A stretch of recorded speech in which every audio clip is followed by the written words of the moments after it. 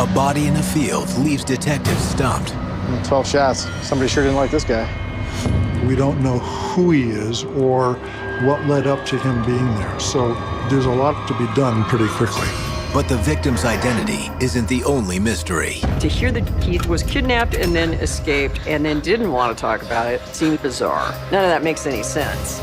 Can Lieutenant Joe Kenda solve the riddle before the killer strikes again? In the beginning of this case, we were chasing ghosts. They're not ghosts anymore.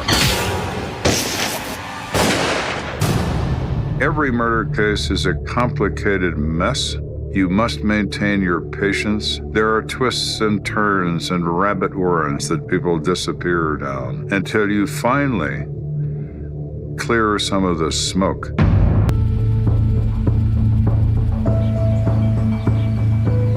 Southeast Colorado Springs. Come on, let's go. Resident Scott Marshall is out for his afternoon walk. Come on, this way. Whoa, whoa, whoa. What you got? Come on now. Come on. Scott couldn't get the dog to stop paying attention to this, whatever it was. What's over there?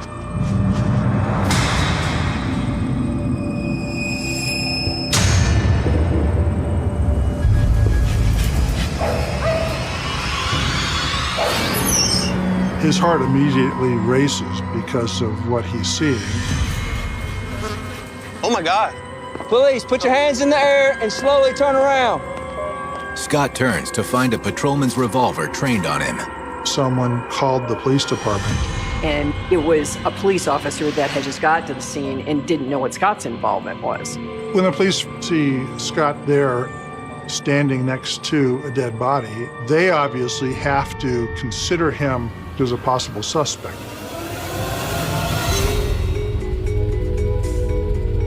Not far away, Lieutenant Joe Kenda is hustling to finish his Sunday errands in time for the football game. Hey, Joe. Hey, Gary. How you doing? Good. One shirt and one suit, and I'll be right back. Thank you. I took normal dry cleaning to them. I never had clothing dry cleaned that were stained with human blood. Here you go. Because they won't deal with it anyway. That's why you have cheap suits. You just toss them. Have a good one. Go Broncos. Yeah, let's hope we get a W today. Crap. No game for me. I got my laundry. I'll be clean. I just won't be a football fan. Pulling up to the crime scene, Kenda gets the new game plan for his Sunday afternoon. So what do we got? Deceased male, early 20s, no ID on him.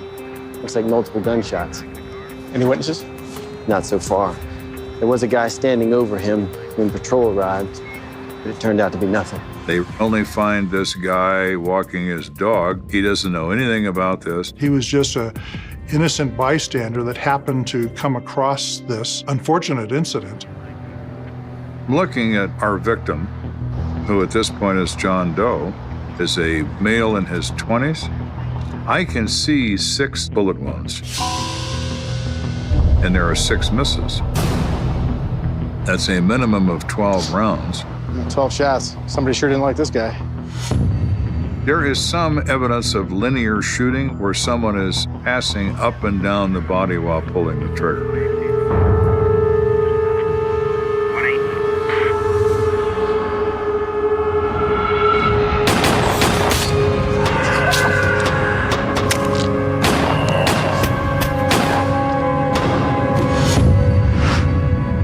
So someone is bang, bang, bang, making certain he's putting bullets into the vital organs of the victim.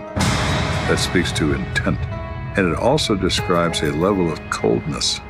So what we got on ballistics? We found projectiles and casings from 2 different calibers. The one ammunition was a .380, but we also had ammunition that was consistent with .357 caliber revolver, which basically told us that we had at least 2 guns used at this scene. But as detectives get a better look at the body, it appears the bullets were just the finishing touch. This victim also has a laceration on the top of his head that has the appearance of being struck with something that's heavy, similar to a gun. There are marks on his wrist and some lacerations indicating he recently was bound. Now that is very intriguing. Why would his hands have been tied, and why are they no longer tied? So unfortunately, as is the custom in homicide, you have more questions than you have answers to. Our first effort is to try to identify him. So we're going to take photographs of his face. Okay, buddy. Let's find out who did this to you. And start knocking on doors that are close to this to see if anybody knows him.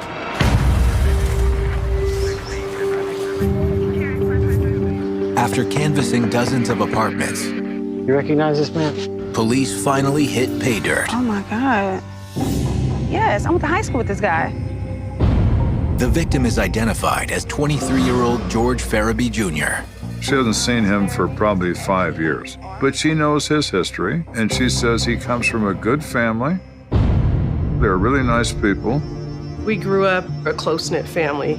George Jr. had a really big heart, would even take punishment for something he didn't do to take it away from my brother or my sister. Very caring and loving individual growing up. Lieutenant, we got ID.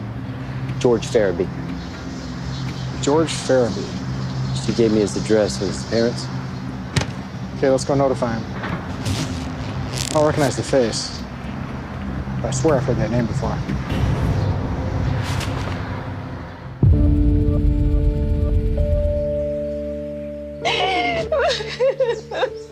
Oh, no. I'm very, very sorry. It's always a very unpleasant thing, and people react differently. Mrs. Farabee is devastated and is emotionally distraught to the maximum. I'm a baby. I'm a baby. The father is distressed as well, but there's a certain level of resolve you see in his face that says to me maybe he's not real surprised that George is found dead. I can feel it. George Sr. knows more about this that may be helpful to me. Why don't you take a few minutes, Mrs. Farabee? Maybe Mr. Farabee and I can go somewhere else and talk for a bit. He picked up on that right away.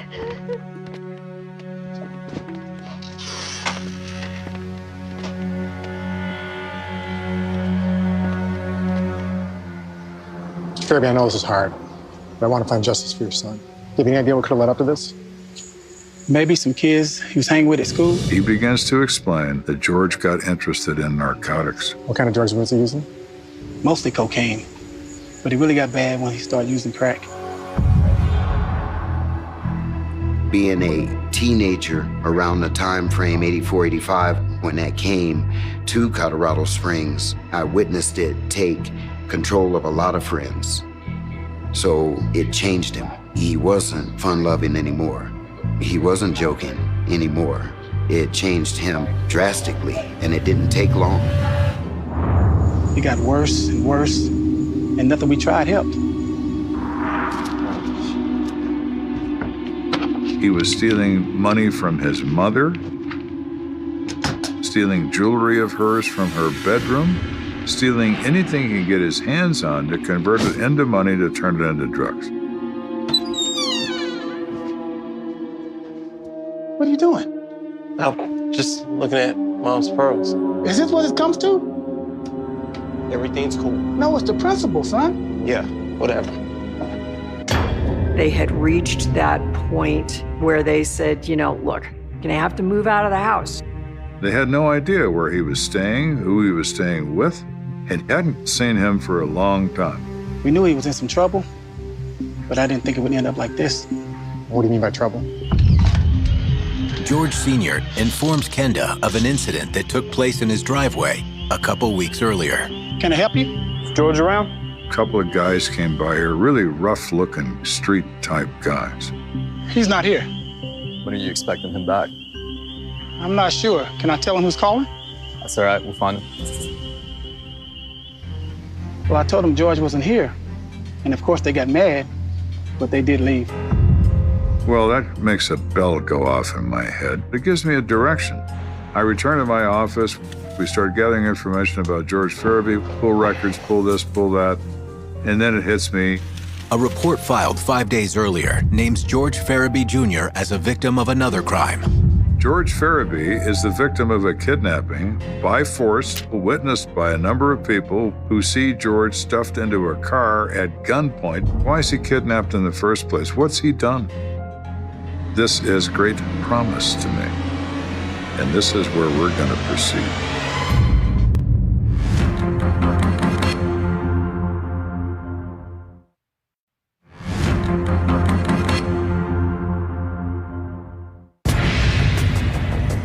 So we're investigating the death of George Farabee, who has been found shot to death in a vacant field, and we discover he's a victim of a recent kidnapping, and now our focus is on the details of that case. Poring over the case files, Kenda can clearly envision how the kidnapping went down. George Farabee standing on a street in front of a business, and this car pulls up. Two guys get out. Come here a second. He obviously knows them. What's up? They talk for a few minutes. You just come with us. No, I'm cool, man. I'm not asking. One of them produces a gun. Oh, shit. You need to do something about that. And they force him into a car and drive off. The witnesses, one of whom knew George from the neighborhood, reported the abduction to police, and a preliminary investigation was opened.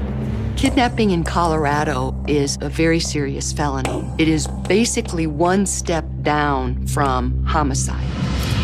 But according to another witness, 2 hours after being kidnapped, George somehow managed to escape. Another witness, and a relatively short distance away from where this kidnapping took place, sees a person matching George's description running down the street with a gun in his hand. So now he's an escapee from a kidnapping.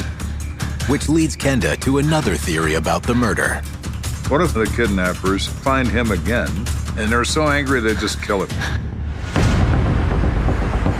That afternoon, Kenda learns that one of the suspects in the kidnapping has been apprehended and is in custody at the El Paso County Jail.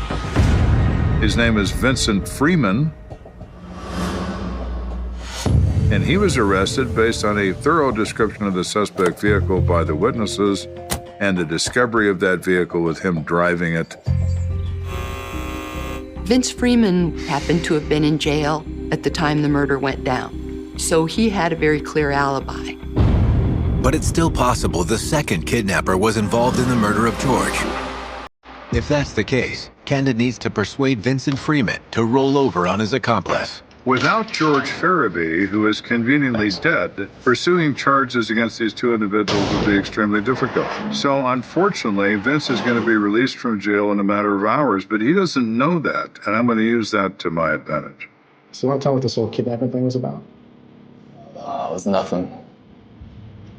I just went over there to talk to George. I am? So what were you talking to him about? You know, something stupid he did a few days ago. He says that George and two of his buddies came over to his apartment. Where? Shoot, don't fall in. And they were talking and drinking and generally having a good time. This boy need to slow down, man. So turning into a junkie. You the junkie. Hey, man. I gotta make some moves. And then they all left. And then he noticed that his wallet that had been left on the dresser had been moved. And lo and behold, they have stolen $280 from him. I don't know which one of them took it.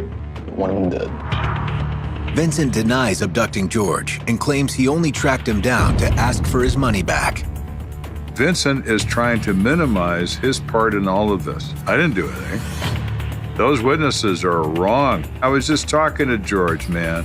I was being real reasonable. Kenda knows that Vincent isn't being completely honest about the kidnapping or about why George was at his house in the first place. George doesn't go to Vince's house to say hello. He goes to Vince's house to buy dope. Would this have anything to do with drugs, Vincent? Is that why you were questioning George? I don't know nothing about that. Kenda decides to use Vincent's lie to get what he really came for, the name of Vincent's partner in crime. Now, he doesn't know that we're going to release him. He thinks he might be going down for first-degree kidnapping. So I said, tell me who this other guy was that helped you question him. And if he confirms what you say, we can probably clear this matter up and say Monday you'll be out of jail. What do you think? Monday, you can do that. I can try. His name's Dan Winters. He was with me. Thank you, Vincent. On the game. Thank you very much. Dan Winters could mean a lot. So I sent people out to find him. They bring him to a fire station. Taking him to a fire station as opposed to the detective bureau, that's a little bit less intimidating, and the hopes are that he is more open to talking in terms of what he knows about this whole deal. Dan, this is Lieutenant Kenda. It's Joe. Thanks for coming in. Listen, I'll get right to it. We already spoke to your buddy Vince, and he told us about the money getting stolen and how you guys weren't really trying to kidnap George. And I said, I believe him, and we're probably going to let Vince out of jail, and he'd sure like to be out of jail, and you're kind of the key to that. Detectives are hoping Dan Winters will take the bait. What George did was wrong. Stealing's a crime. We know that Vincent was rightfully trying to get back something from George. We all know that it wasn't cash. Tell us what happened. Just tell us a story we can believe, and the lieutenant can let your buddy go. Yeah, well, it was a drug rip. George busted in with two of his friends, had Vincent at gunpoint, and they robbed him, and they took his whole stash. Dan Winters' explanation is the most logical reason yet as to how George ended up shot to death in a field. Armed robbery of drug dealers is exceptionally dangerous, and George discovered the reason why. They tend to fill you full of bullets for that, and they certainly did that to him.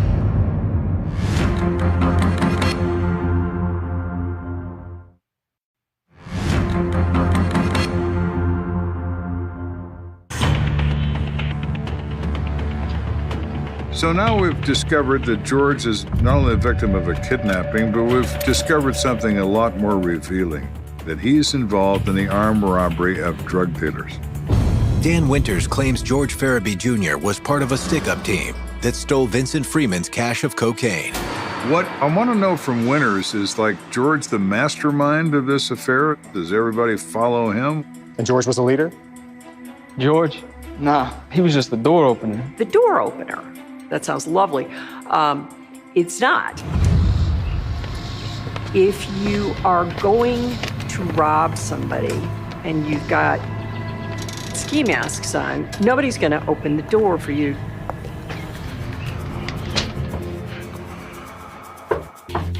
George was a charismatic kind of person.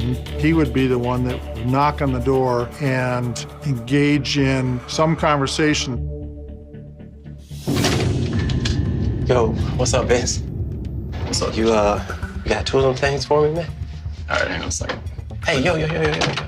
Don't leave me out here? How far we go back? Hook me up. Come on, babe.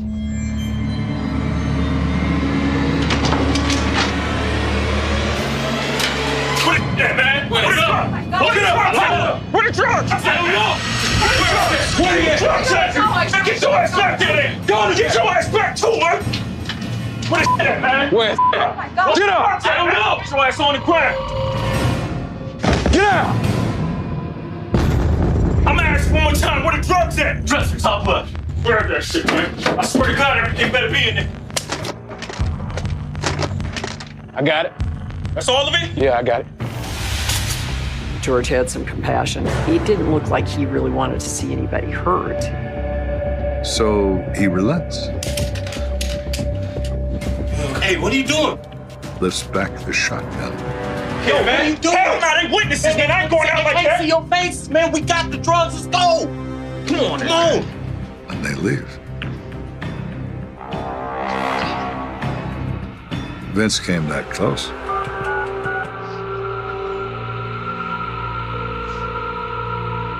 Dan, he met his fence. Listen, you know where George is. Vince wasn't concerned about the loss of a little bit of dope. All right, get back to me. He's concerned about almost getting murdered by some crazy son of a bitch in a mask.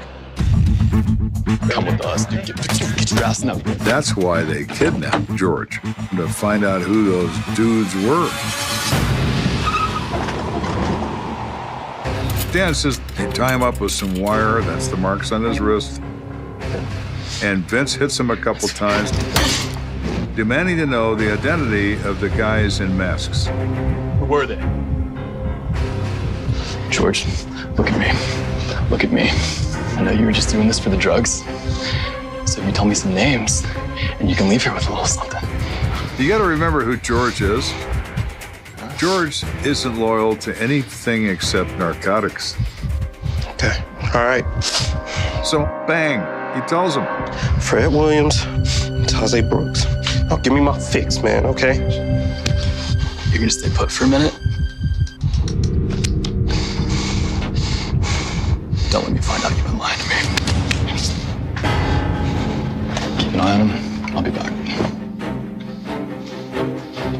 So Vince goes off to act on this information, and Dan is left to guard George. What happens next? That didn't go so well. What do you mean? I fell asleep. You fell asleep? Yeah, man, I was tired. I fell asleep on the couch.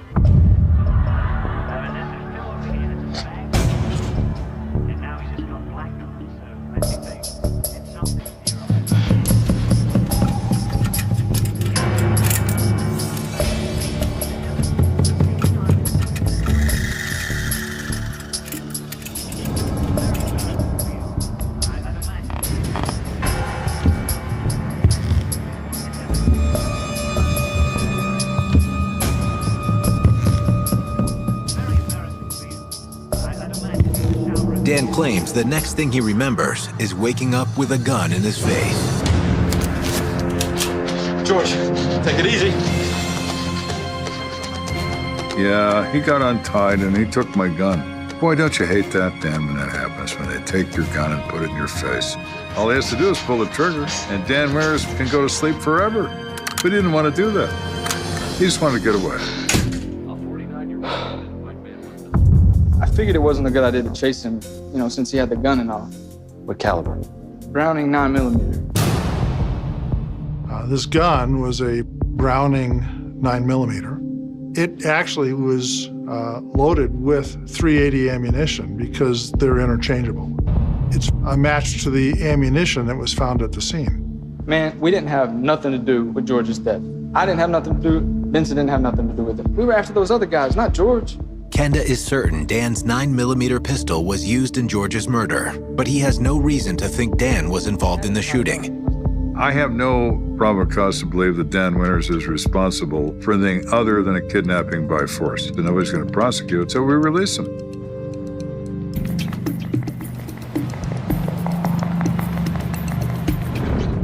Kenda's attention now turns to the two men that had partnered with George in robbing Vincent Freeman and other area drug dealers. Finding Taze Brooks and Fred Williams is really important because you're going to want to find them as quickly as you can and see what they've got to say. But before Kenda can locate them, a tip rolls in from an unlikely source. It's Kenda. He's in Weld County? We have an inmate in Weld County Jail. He says he knows who killed George Farabee. Now, generally, inmates want something in return. A lot of times their information is of no value, but we have to see and hear what he has to say. Okay, I'll be right there. Thank you. Bye. He might have something magical to say. Mr. Smith, I was told you have some information for me. Yeah.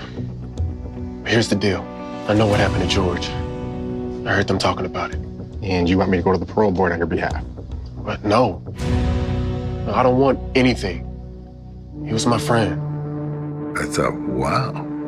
Here's a man who wants nothing in return and is convincing when he says that George was shot down like a dog and that wasn't right.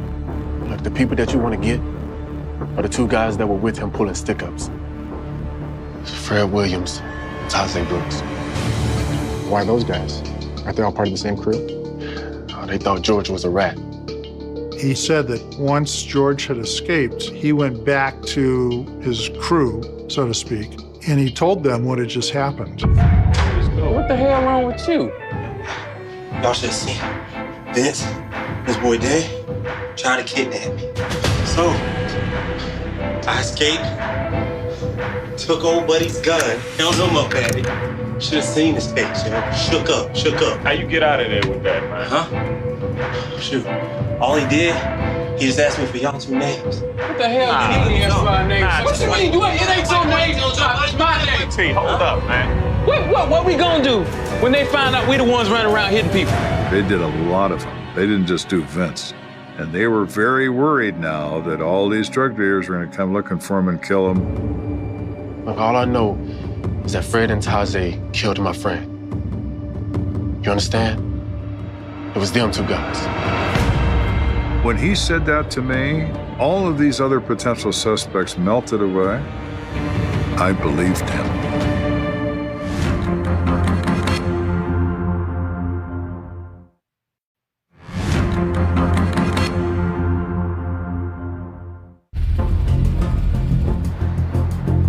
Investigating the death of George Farabee, a man struggling with his addiction to drugs.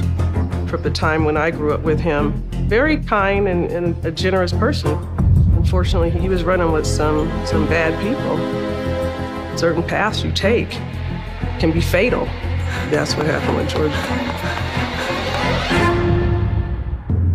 So now we have an informant who is a true friend of George Farabee, who identifies to us the names of the people responsible for his death. The informant, a low-level criminal named Matt Smith, claims he was confronted by Fred Williams, Tajay Brooks, and a third man. Matty boy. He says that Fred and Tajay and another guy named Wesley Fortune, who was also an in-and-out member of the stick-up crew, were suddenly really looking for George, and they were angry. They were on the hunt. So where your buddy George at? Where you at? I don't know, man. What y'all want with him anyways? George talks too much. We need to take care of that boy. And he drew his finger across his own throat like a knife. That message was clear. They need to kill him. Matt Smith believes the three men were worried that Vincent Freeman would let other drug dealers know that they were the ones behind the recent spate of drug rips. Loosen up, man. Chill, man. When you reveal identities to one, you reveal identities to all. They were fearful of all the drug dealers they had robbed getting together and seeking revenge. Tell him we came by. Well, I asked him, you're around these guys all the time. Does Fred Williams always carry? Does he have a gun? Oh, yeah, man. He's got a shoulder rig. He always carries a .357. Oh, now that's the right kind of gun. 357 bullets are recovered from our crime scene. And what other guns they have? But you know the gun that George took from the kidnappers? The Browning 9mm? Yeah. Well, somehow Fred got a hold of it from somebody else. It is a typical tale with this gun. Guns pass through many hands very quickly on the street. What's happening, man? He says George gave the gun to a guy to cover a drug debt. That guy in turn gave it to somebody else. He in turn sold it to somebody else for $50. Back and forth and so on through all these different people, and winds up in the worst possible pair of hands. Fred's. So George may have inadvertently provided the means of his own death. All right, well, I appreciate you coming forward. Thank you.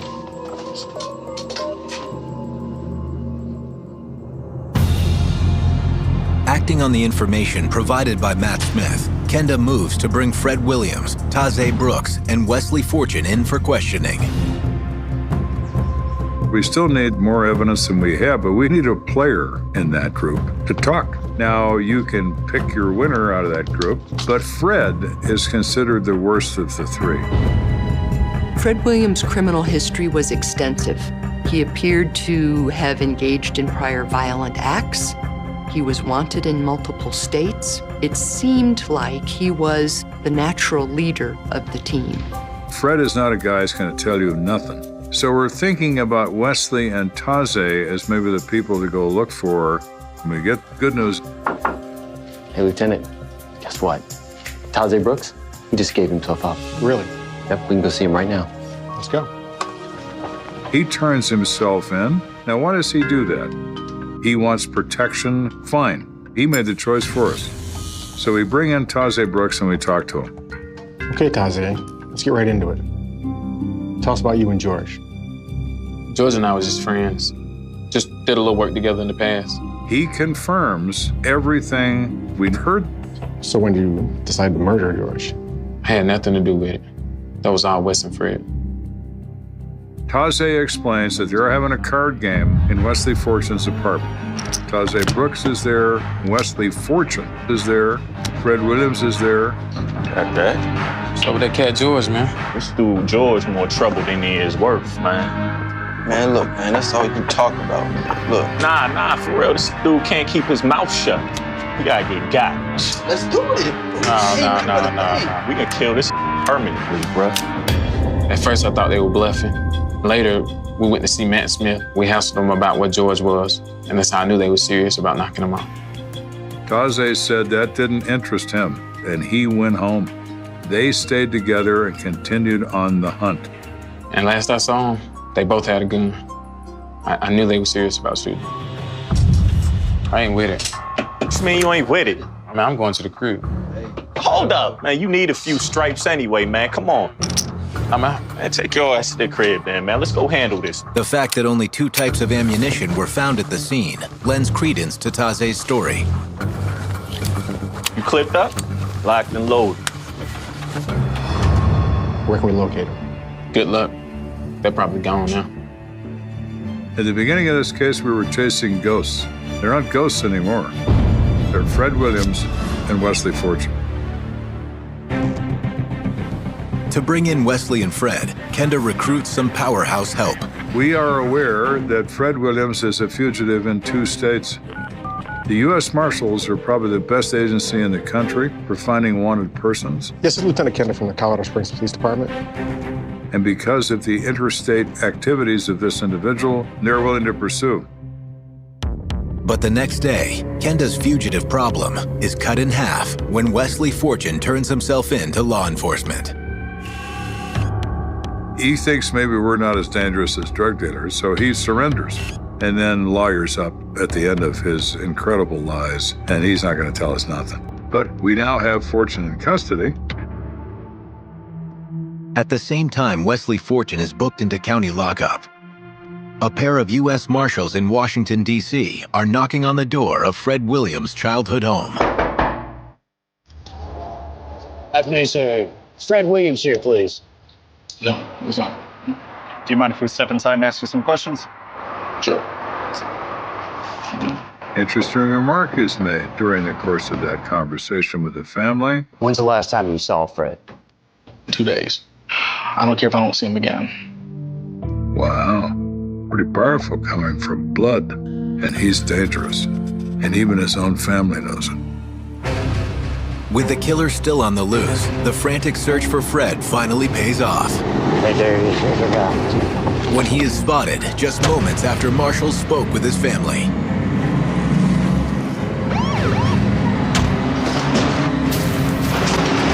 Freeze! Don't move! Freeze! Hands up! Turn around. The United States Marshals have arrested Fred Williams on 7th Street in D.C. He waives extradition and says, I ain't telling you nothing. If I talk at all, I'll do my talking in court through my lawyer. With neither Fred Williams nor Wesley Fortune talking, and no eyewitnesses tying them to George Farabee Jr.'s murder, Kenda knows the case isn't completely closed. I assured the family that we would find the people responsible for this crime and bring them to justice. It's always a major fight, but you have 2 choices: engage in the fight or surrender, and I'm unwilling to surrender.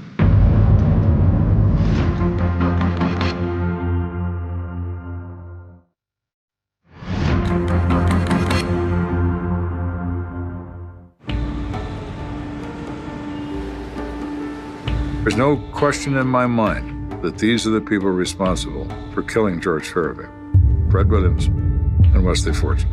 But you always worry, absent a confession, it is important to hold people accountable for taking human life. It's the safety of the community that has to be paramount. The justice system isn't just for a certain kind of person. Justice is for everybody. Miss Kenda. Then, just days before his two suspects are set to be arraigned, Kenda receives new intel from someone serving time in county lockup alongside Wesley Fortune. It could be important, but then again, you're left with the fact that he is, in fact, a jailhouse informant.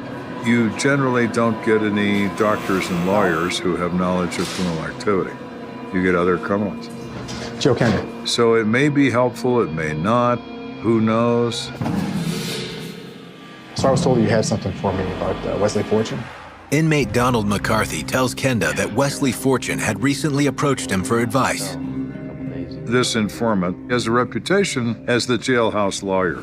He's always reading law books and is considered to be some sort of legal expert, which he is not, but that's why Fortune went to him. So I'm hanging out in my cell one day, and Wesley starts talking about how he hopes the police can't prove that it's first-degree murder. Yo, Don. Hey, Don. Yeah. What's up? Hey, I've been thinking about pleading guilty to conspiracy. I don't think they can prove much beyond that. Why would you do that if you don't think they can get you for murder? Listen, you're not getting it, right? Me and Fred, we did him. We knocked him off. He tells him. We talked about it for days. We carried out the plan. That's first-degree murder, just like the law says, man. I gotta plead to something. I ain't pleading to that. It might be your best bet. Otherwise, you might catch yourself wearing these oranges for a long time. When you get information from somebody who's in custody, one of the things you look at is, could they have read it in the paper? It did not appear that he had another source for the information that could have given him the level of detail that he had. Though Donald McCarthy's statement is secondhand information, Kenda can still piece together how the crime went down. I surmise Fred and Wesley hit the street. George isn't hard to find. George is out trying to score drugs. He's around.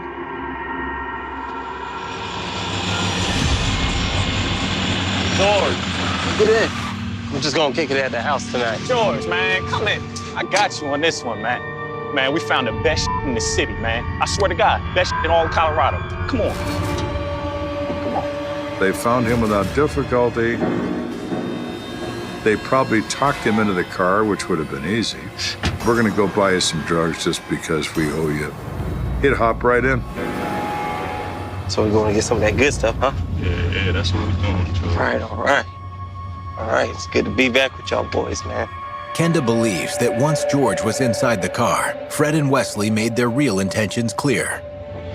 George, man, them drugs that really got to your head, man. What you talking about, man? You smiling, you think this a game, man? You out here singing to the streets, man. You playing with people's lives. You ratting us out. You telling names now. No, you already know that. George, what's the code, man? What's the code? Huh? I know the code. What's the code then? I know the code. I know I messed up. Nah, you did more than mess up, George. This was your last straw. I told you to leave them drugs alone, man. I told you. But you know that white boy, he ain't saying nothing. What the f happens to snitches?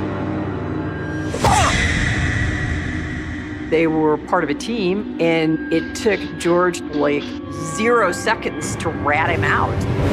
You a dead man, bruh. Wes, man, let me smoke this dude right here, man. They drive out there to that vacant field and get out.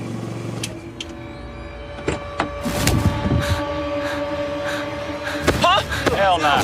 Hell nah.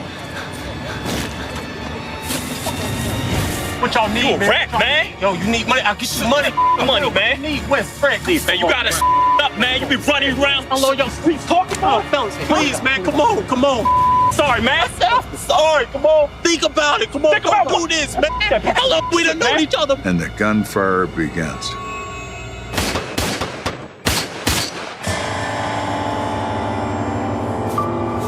George is down and dead before he knows what hit him.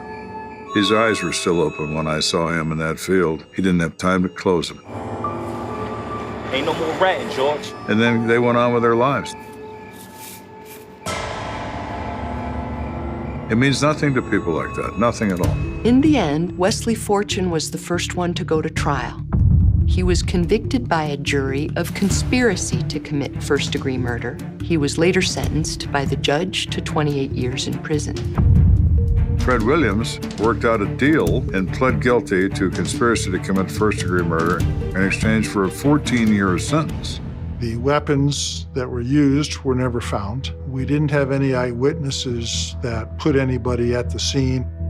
And so really all you had was information that would sustain charging them with conspiracy to commit the murder, the planning steps that they took.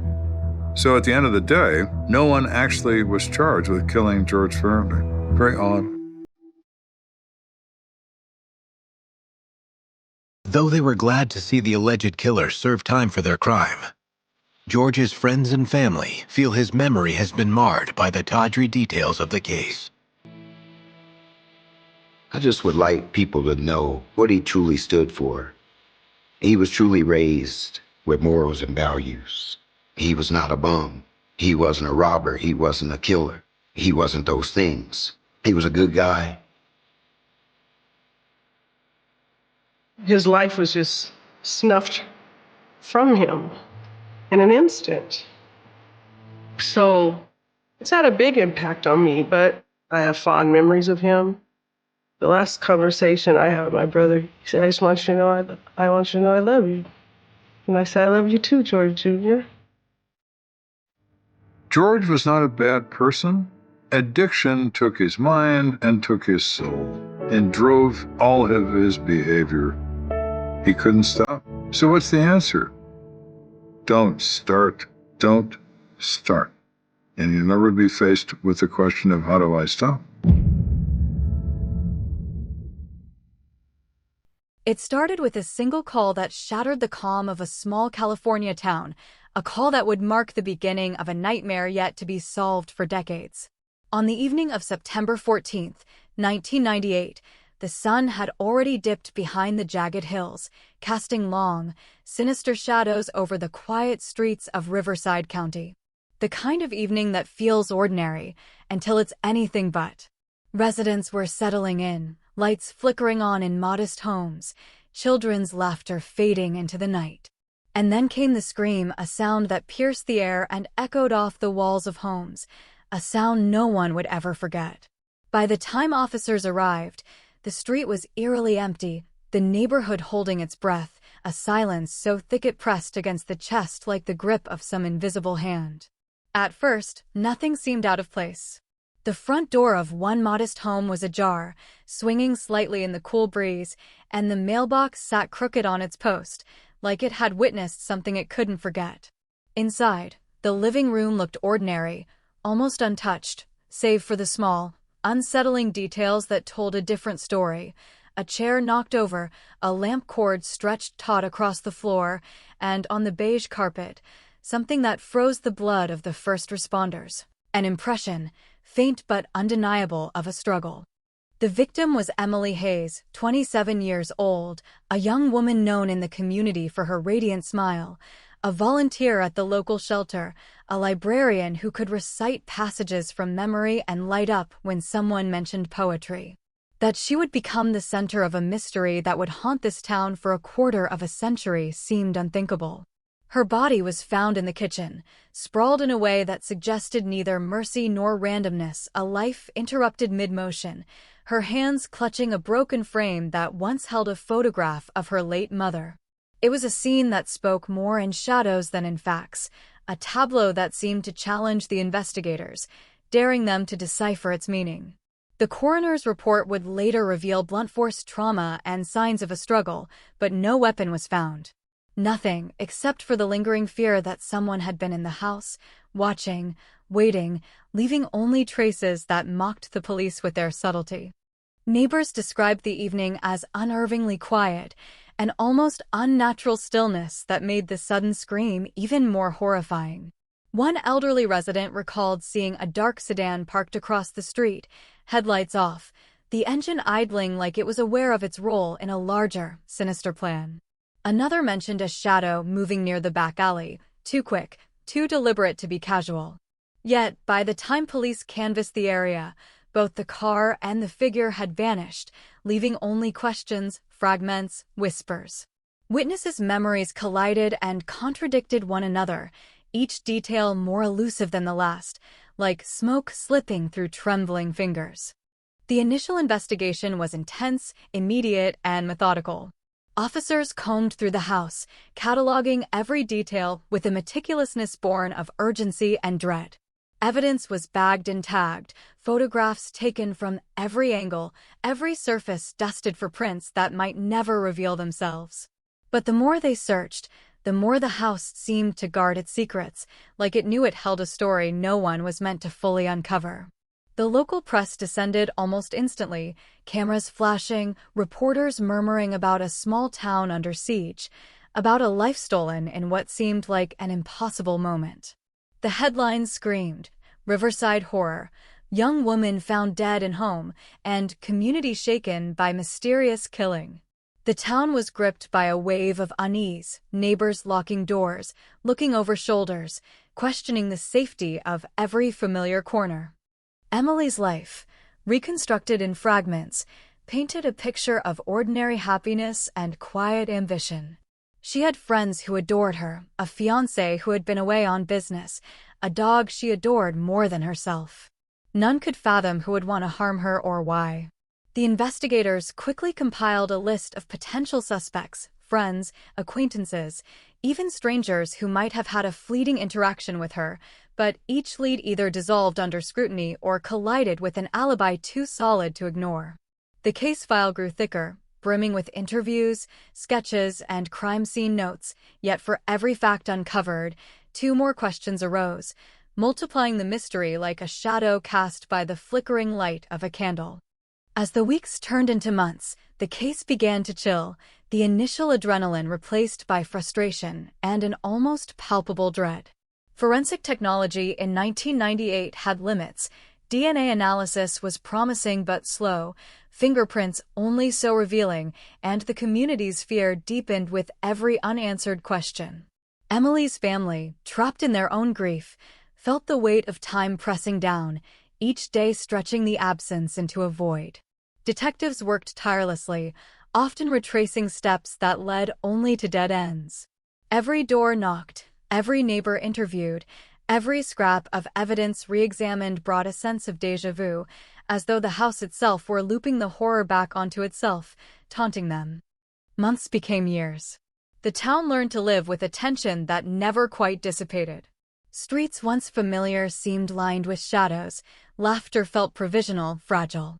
The term cold case began to attach itself to Emily's name, whispered in the corridors of the police station, in the quiet corners of cafes, in the soft, fearful conversations of neighbors who remembered that night too vividly.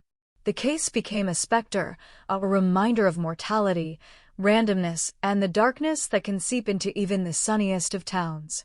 Detectives moved on, retired, transferred, but the file remained a shrine to unsolved terror, a testament to the elusiveness of truth. Every so often, a new tip would surface, a call from someone who remembered something from the night, a confession that didn't quite add up, a sighting of a suspicious vehicle years later. Each lead was a flicker of hope, quickly extinguished by inconsistency, lack of corroboration, or the cruel absence of physical evidence. Still, the investigators persisted, driven by a combination of duty, guilt, and obsession. Every interview, every re-examination of the crime scene photos was an attempt to summon clarity from a darkness that seemed deliberately impenetrable. The town itself became a participant in the investigation, the community's memory a repository of small, almost insignificant details that might someday form a pattern no one yet could discern. Emily's parents, her siblings, her friends, all aged with the case, their grief evolving into a strange mixture of resignation and vigilant hope. The police department invested in cold case units, promising renewed attention, modern techniques, but the case seemed immune to progress. DNA swabs, retested and compared against national databases, yielded nothing conclusive. Fingerprints led nowhere. Surveillance technology, virtually non-existent in 1998, had left no digital trail. It was as though the perpetrator had planned the crime with a meticulous precision, vanishing without a trace, leaving behind only the echo of fear, the faint but indelible imprint of violence. Then came a series of subtle anomalies. A witness recalled a conversation she had overheard in a laundromat on the day after the murder, a man mentioning the Hayes girl in a context that felt off, strange, ominous. A parcel delivery record, unearthed years later, hinted at a visit to a nearby warehouse Emily had never mentioned. A forgotten photograph in a family album, when examined with modern software, revealed a figure lurking just beyond the frame, so faint it had escaped detection for decades. These breadcrumbs, each tiny and almost imperceptible, began to coalesce into a faint thread of possibility. The case file, once dormant, began to pulse with renewed life, every page a testament to the slow accumulation of memory, observation, and the patient persistence of those unwilling to let the story end in silence. But even as the clues emerged, the town's collective anxiety did not abate. Each revelation brought not relief, but a sharper awareness of the horror that had occurred, a reminder that evil, once introduced into ordinary life, leaves traces that never fully fade. The 1998 cold case was no longer just a file in a police archive. It was a living, breathing entity, haunting homes, memories, and the very air of Riverside County. Shadows seemed longer, footsteps heavier, doors more carefully locked. Children asked questions their parents couldn't answer. Friends whispered theories that none dared speak aloud. Emily Hayes had become more than a victim. She was a symbol of unresolved terror, the embodiment of a question that refused to be answered. And so, the stage was set for what would eventually become a breakthrough, though at this moment in the narrative, it still lay in the shadows, tantalizingly out of reach, a reminder that sometimes the darkest stories are those that linger unseen. In the spaces between action and consequence, between the scream that shattered a night and the silence that followed. The days after the discovery of Emily Hayes' body blurred into a relentless cycle of interviews, interrogations, and restless nights. Detectives retraced her steps, reconstructing the hours before her death with painstaking precision, yet the timeline stubbornly resisted clarity. Witnesses' memories were fractured, warped by fear or the mere passage of time. One neighbor swore he saw a figure crouched near Emily's kitchen window, but the streetlights flickered that night, casting shadows that played tricks on the mind. Another claimed to have heard a car door slam, its sound muffled by distance and the thick California air. Every account was a thread in a tangled web, each thread threatening to unravel if pulled too hard.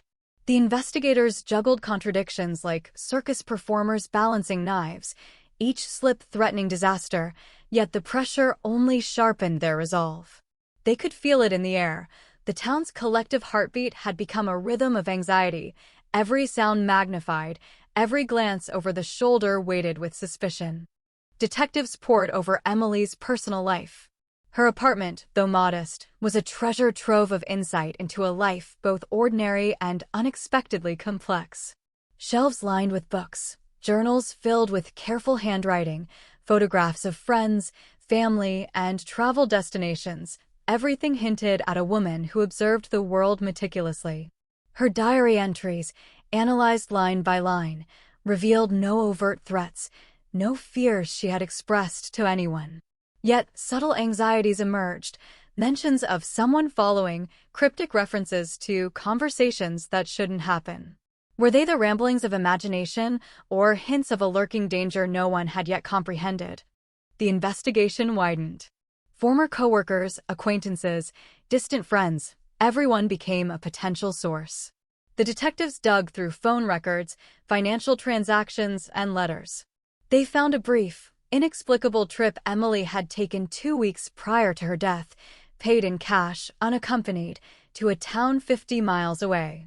No one knew why she went, no one recalled seeing her, and there were no receipts beyond the motel check-in and out. Surveillance technology was rudimentary in 1998, offering no help. But the mere existence of that trip was a crack in the narrative of her ordinary life, a hint that beneath her composed exterior, something or someone had intruded. Meanwhile, the community remained on edge. Shops displayed extra locks, neighbors exchanged hurried glances, and rumors spread faster than any police bulletin. Each whispered theory, each speculation, twisted the reality further. Some believed it was a stranger, a predator roaming the neighborhood. Others suspected someone closer, someone who had managed to conceal rage beneath familiarity. A town meeting convened weeks later was tense. Citizens demanded answers, their voices heavy with frustration and fear.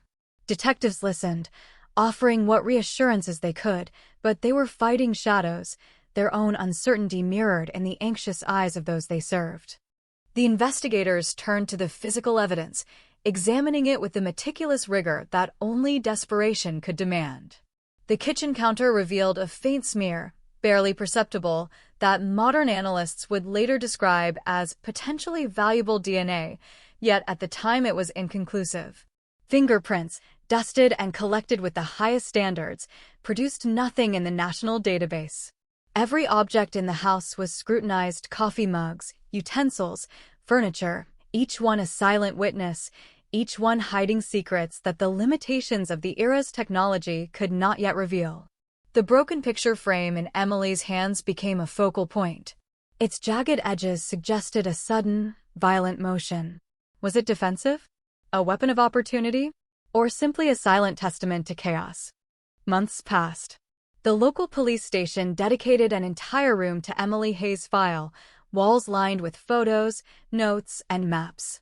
The detectives rotated shifts, often sitting in silence before the board, tracing lines between points, hoping the human brain could find what the evidence had withheld. At night, the building seemed to breathe with the memory of that September evening.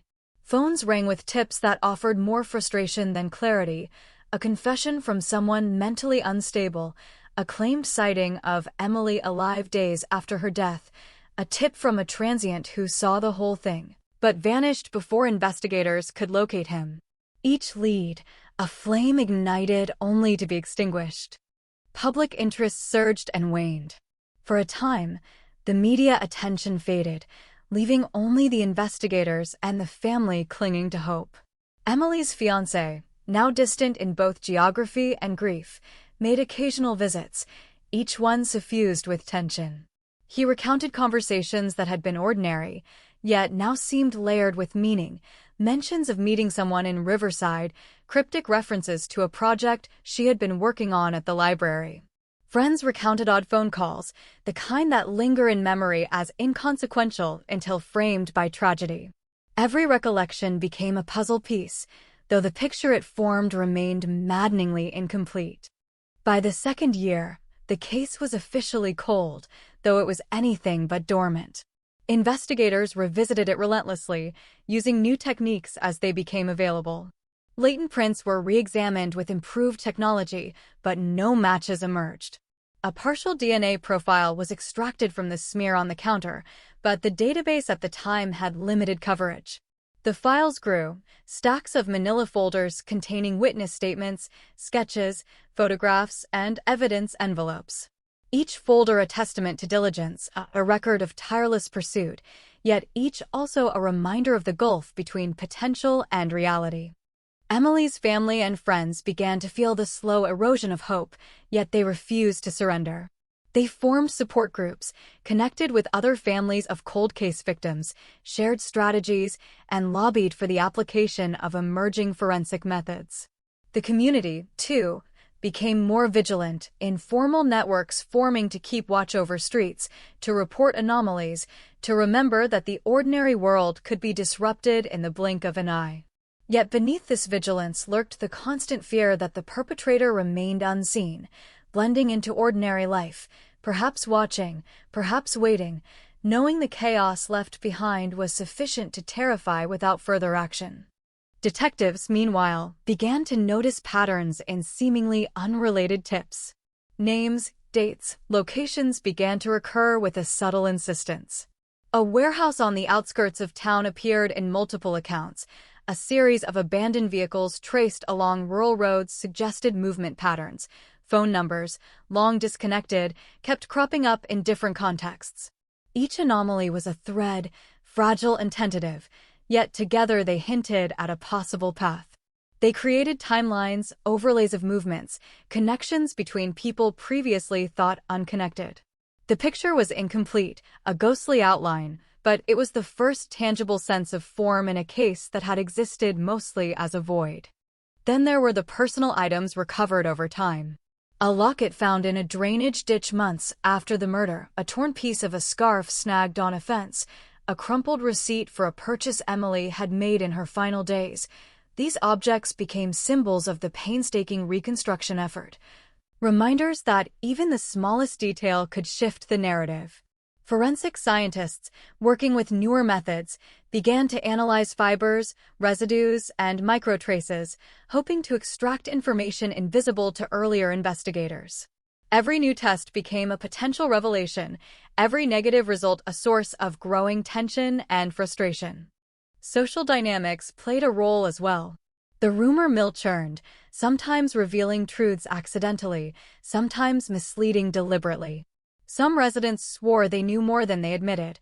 Others were defensive, protective of neighbors or family members who had been under suspicion. Detectives navigated these waters carefully, balancing the need for transparency with the risk of inflaming a community already on edge. Meetings, interviews, and surveillance became a delicate dance, each step measured, each misstep potentially catastrophic. By the third year, Emily's case had become emblematic of unresolved grief and the elusive nature of justice. Media outlets occasionally revisited it, the story framed as emblematic of the limitations of law enforcement technology and the persistence of human curiosity. Cold case units began referencing it in training, highlighting both successes and failures, teaching new investigators that patience, observation, and meticulous documentation were as critical as intuition and courage. The narrative of Emily Hayes evolved in the public consciousness, from a victim of a random crime to a symbol of perseverance, of hope suspended in the uncertainty of time, of fear that could not be fully quelled. Even as technology advanced, so did the complexity of the investigation. New databases allowed for cross-referencing of cases. Patterns emerged linking otherwise isolated incidents. Detectives revisited statements, interviewing witnesses again, applying cognitive techniques to separate memory from assumption. Each re-interview sometimes yielded tiny discrepancies, seemingly minor, but enough to ignite new lines of inquiry. Patterns in vehicle movements, in communication, in mundane actions that had seemed irrelevant in 1998, now gained significance. The case, though cold in official designation, simmered with potential, a quiet pressure building beneath the surface, waiting for a convergence of insight, luck, and relentless human determination. By the time 5 years had passed, the initial shock had transformed into a long, simmering dread. The town learned to navigate daily life with the ghost of Emily Hayes always present. Streets were familiar, yet each corner held a shadow of fear. Conversations carried an undercurrent of caution. Children grew up hearing whispers of a past horror, their innocence tinged with awareness of unpredictability. For the investigators, the file had become more than a case. It was a companion, a constant reminder that some questions refused to die quietly. And within that tension, amidst the layers of fear, memory, and forensic data, the first faint signs of a breakthrough began to glimmer, almost imperceptibly, hinting that the long wait might, one day, yield answers. A decade passed, and Riverside County remained haunted by the quiet persistence of Emily Hayes' disappearance from life into legend. By 2008, the world had changed, technology had advanced, databases had grown, and forensic science had leapt forward in ways that detectives in 1998 could scarcely imagine. Yet, despite all the new tools, Emily's case clung stubbornly to the shadows, a cold case that refused to yield its secrets. Every analyst who touched the file, every new detective assigned to it, felt the weight of 2 decades of unanswered questions. The photographs, now slightly faded at the edges, still captured the frozen terror of the night. The evidence envelopes, yellowed and brittle, contained fragments of a story no one could yet assemble. And all the while, the town's collective anxiety had only intensified, as though the unresolved nature of the crime had seeped into the streets, into the conversations, into the very air people breathed. Forensic scientists had begun revisiting the kitchen scene, applying techniques unavailable a decade prior. The smear on the countertop, previously dismissed as inconclusive, was now subjected to mitochondrial DNA analysis. Microscopic fibers were examined under high-resolution microscopes, chemicals traced with mass spectrometry, surfaces scanned for the faintest residues of fingerprints long thought obliterated. Each test was a gamble, a calculated hope that something, anything, might break the stalemate. And sometimes, hope whispered back, a trace, a pattern, a suggestion that someone, perhaps someone close, perhaps an unknown predator, had left a mark, however faint, that modern science could finally see. The detectives themselves had changed. Many of the original team had retired, moved on, or shifted to other districts, but a few remained, obsessed, unwilling to release the story into the unresolved oblivion of unsolved crimes. They revisited interviews, sometimes re-interviewing witnesses who had grown older, whose memories had sharpened or faded in unpredictable ways. A neighbor who had been timid in 1998 now spoke with clarity about a shadowy figure, a vehicle parked just out of sight, a peculiar sound in the alley. Another revealed that they had omitted a detail for fear of repercussions at the time, a neighbor returning home unexpectedly, a fleeting glimpse of someone running from the scene. These incremental recollections, once scattered and isolated, began to form a fragile lattice of possibility, threads connecting points that had seemed random for 10 years. The digital age brought its own advantages. Phone records, once painstakingly handwritten and cross-referenced, could now be mapped instantly. Emails, though sparse in 1998, were retrospectively analyzed for clues about associates, habits, and potential threats. Social media had yet to dominate, but even the remnants of online footprints, forum posts, and early chat logs offered hints of connections previously unnoticed. Patterns emerged, not immediate solutions, but a glimmer of structure in the chaos. Emily's trips, interactions, and routines began to reveal deviations, subtle shifts that had gone unnoticed, now viewed in the context of emerging behavioral profiles. The community, meanwhile, remained an invisible participant in the investigation. Conversations that had once been private now resurfaced online, in forums for those tracking cold cases. The town's fear had evolved into a quiet obsession. Neighbors compared memories, revisited streets, and questioned behaviors they had once dismissed. Some claimed to see figures at night, fleeting glimpses in alleys or behind curtains, reflections of a mind attuned to vigilance after years of collective anxiety. Others revisited old haunts, the laundromat, the park, the library where Emily had worked, searching for overlooked clues, anecdotal confirmations of threads the police were already pursuing. In a strange symbiosis, community memory and investigative persistence intertwined, each feeding the other, creating a living tapestry of suspicion, hope, and fear. Yet the case remained maddeningly elusive. Each lead, each piece of new evidence, seemed to demand a leap of logic that no one could confidently make. Witness statements, though more detailed, sometimes contradicted one another, while forensic results teased the edges of revelation without fully illuminating the perpetrator. One new breakthrough, a recovered video from a nearby gas station, revealed a dark sedan lingering near Emily's neighborhood hours before the crime, a car previously unrecorded. The license plate, partially obscured, yielded nothing concrete, but its presence confirmed long-suspected movement patterns, a sign that someone had been deliberately monitoring the area.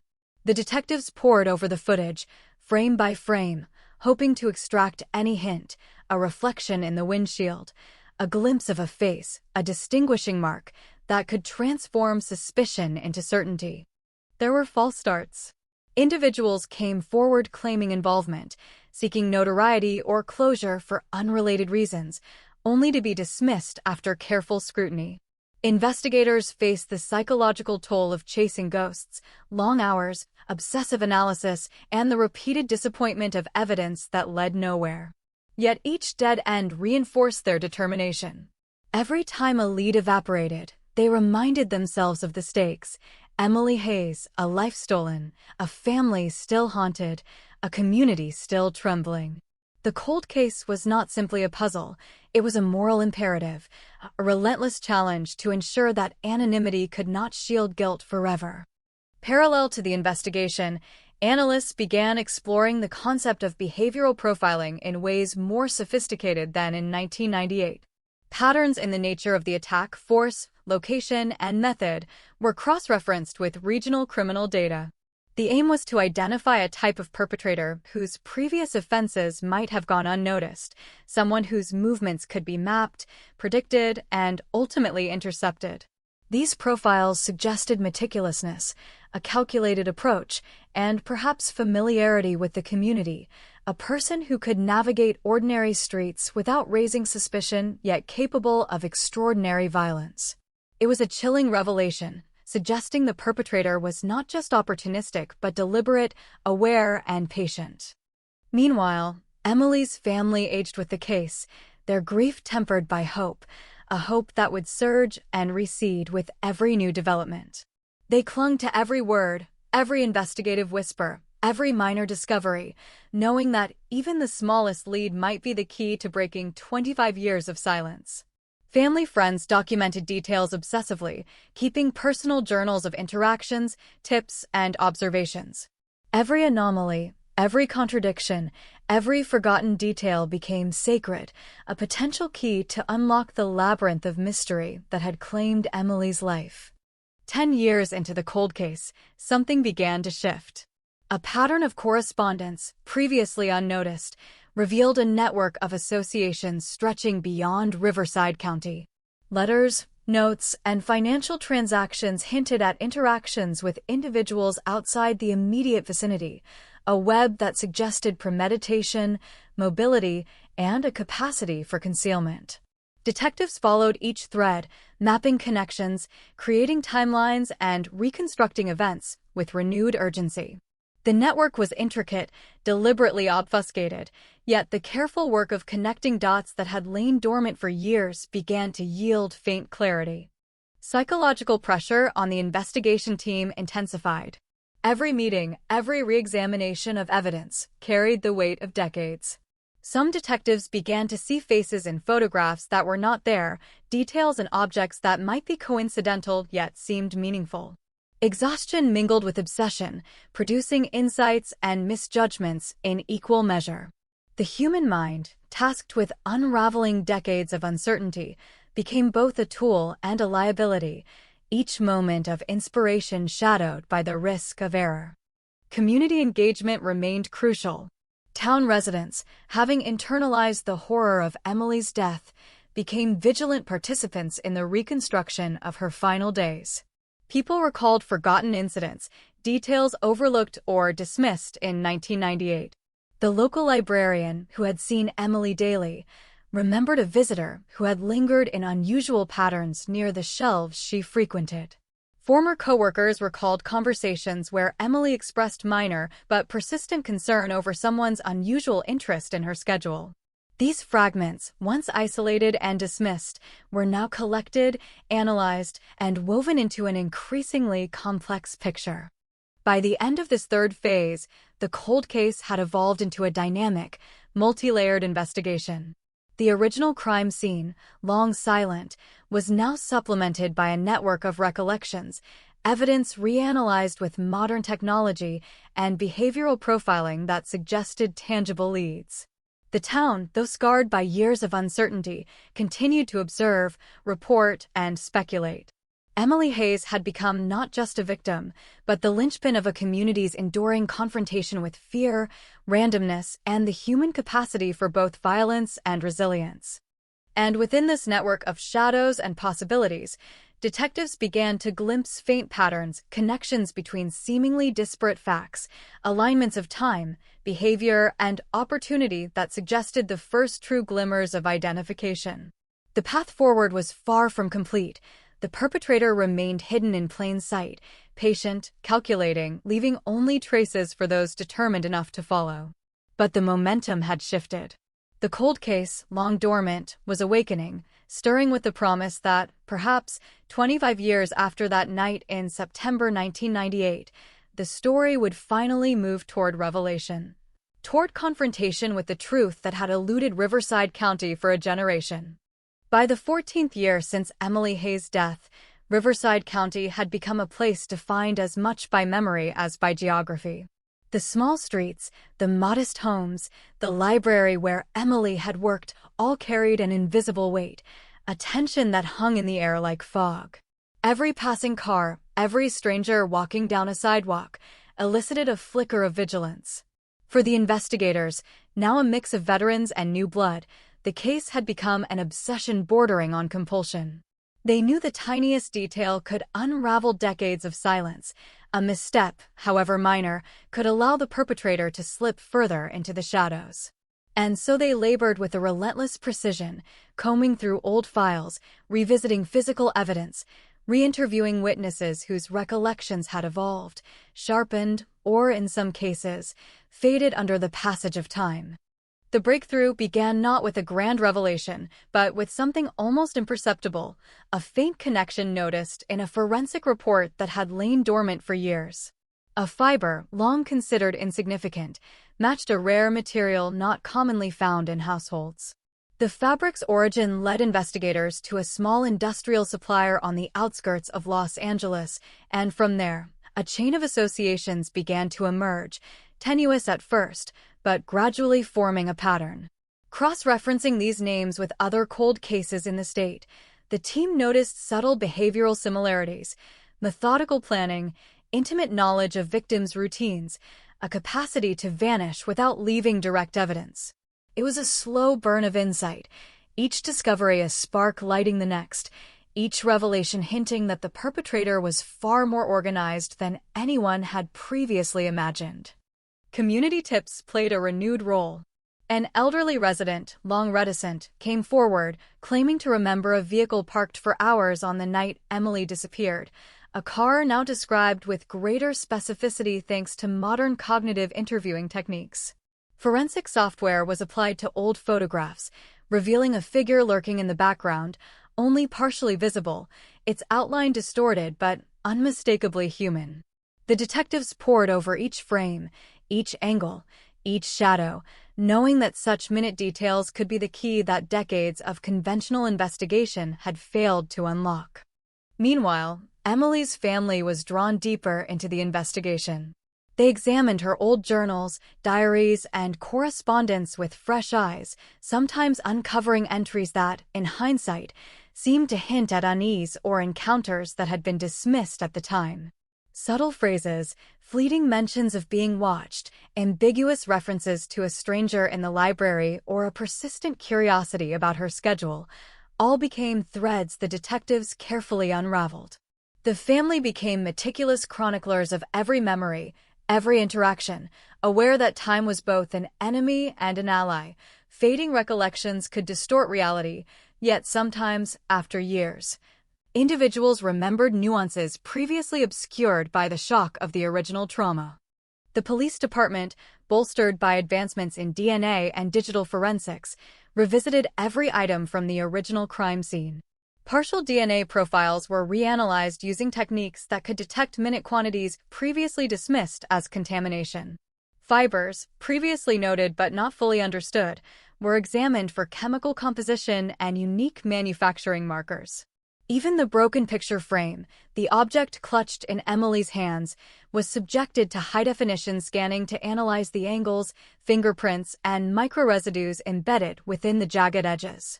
Every new test added layers of clarity or complexity to the case, each result a potential turning point in the long, labyrinthine investigation. As the new patterns emerged, a psychological profile began to solidify. The perpetrator was likely someone who understood the community intimately, someone who could navigate the town without drawing attention. Behavioral analysis suggested a meticulous individual, patient, methodical, and aware of investigative procedures to an unsettling degree. The realization sent chills through the team. The killer had not acted impulsively but deliberately, anticipating the investigative response, masking motives, and leaving only traces that were just faint enough to challenge detection for decades. It was a portrait of calculated menace, hidden in plain sight, feeding on the passage of time itself. Meanwhile, Riverside County itself had evolved, yet the shadow of the cold case persisted. New families moved in, unaware of the history. Longtime residents remained acutely conscious, their memories and fears intertwined. School children learned the story in whispers, their imagination coloring what had been a stark reality. Local businesses displayed heightened security, aware that the story, though old, still resonated. Emily Hayes' name had become a part of the town's consciousness, a symbol of unresolved justice and a reminder that danger, when meticulously concealed, could outlast the passage of years. Investigators began to notice unusual correlations. The industrial supplier, initially identified through a fiber match, was linked to a series of temporary employment records, some overlapping with locations Emily had visited. Shipping logs, delivery receipts, and maintenance reports, all overlooked during the original investigation, were cross-referenced with local sightings and anecdotal tips. The threads were fragile, each requiring careful validation, yet together they formed a lattice that suggested not randomness, but orchestration, deliberate movement, and planning. Every time a new lead was confirmed, the team felt a renewed sense of urgency. The past 2 decades of frustration had taught them that every moment was precious, every overlooked detail potentially fatal to justice delayed. Community vigilance also contributed to subtle breakthroughs. Residents, long habituated to awareness, provided overlooked details. A neighbor recalled a man loitering near the library days before Emily's disappearance, his appearance and behavior peculiar, yet unrecorded by the initial investigation. Another remembered a car parked in unusual patterns near the route Emily took to work. The cumulative weight of these observations, when combined with modern forensic mapping, allowed investigators to construct probable paths, potential surveillance patterns, and timing sequences. The grit of the town, once a familiar backdrop, now revealed hidden layers, shadows that were only apparent when examined through the lens of long-term observation and analytical reconstruction. The human element, however, remained both the greatest asset and the most frustrating variable. Memories conflicted, recollections sharpened over years, sometimes became distorted. Detectives applied cognitive interviewing techniques, asking witnesses to recount events from multiple perspectives, reconstructing scenarios minute by minute. Small inconsistencies were not dismissed. Instead, they were scrutinized, cross-checked, and analyzed for patterns of deception, fear, or genuine oversight. Every anomaly was treated as potentially revelatory, a subtle signpost pointing toward the elusive truth. By the 15th year, the case had become a mosaic of temporal fragments, technical analyses, and human memory. Investigators coordinated efforts across multiple jurisdictions, connecting Emily's disappearance to patterns in surrounding counties. Small anomalies, once dismissed, now assumed significance: a partial license plate, a fleeting description of a vehicle, the timing of deliveries and interactions.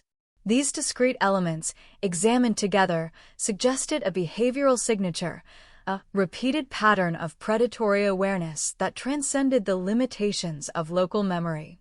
The detectives, now armed with decades of cumulative insight, began to narrow the field, focusing on individuals whose presence and activities coincided with the emerging profile. Despite the painstaking accumulation of data, tension persisted. The case was still cold in official terms, yet the energy around it had shifted. Each lead was a pulse in a living organism, the network of information feeding into a slow, deliberate crescendo of potential discovery. Detectives, analysts, and even the town itself were caught in a web of anticipation and anxiety. Emily Hayes, though absent for years, was omnipresent in the consciousness of all involved, her life and death a touchstone for the persistence of memory, the evolution of investigative science, and the relentless human drive for closure.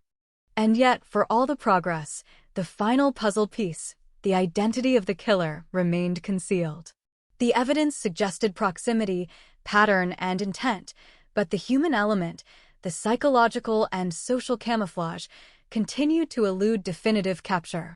It was a delicate balance. One wrong interpretation could mislead, one overlooked detail could result in failure.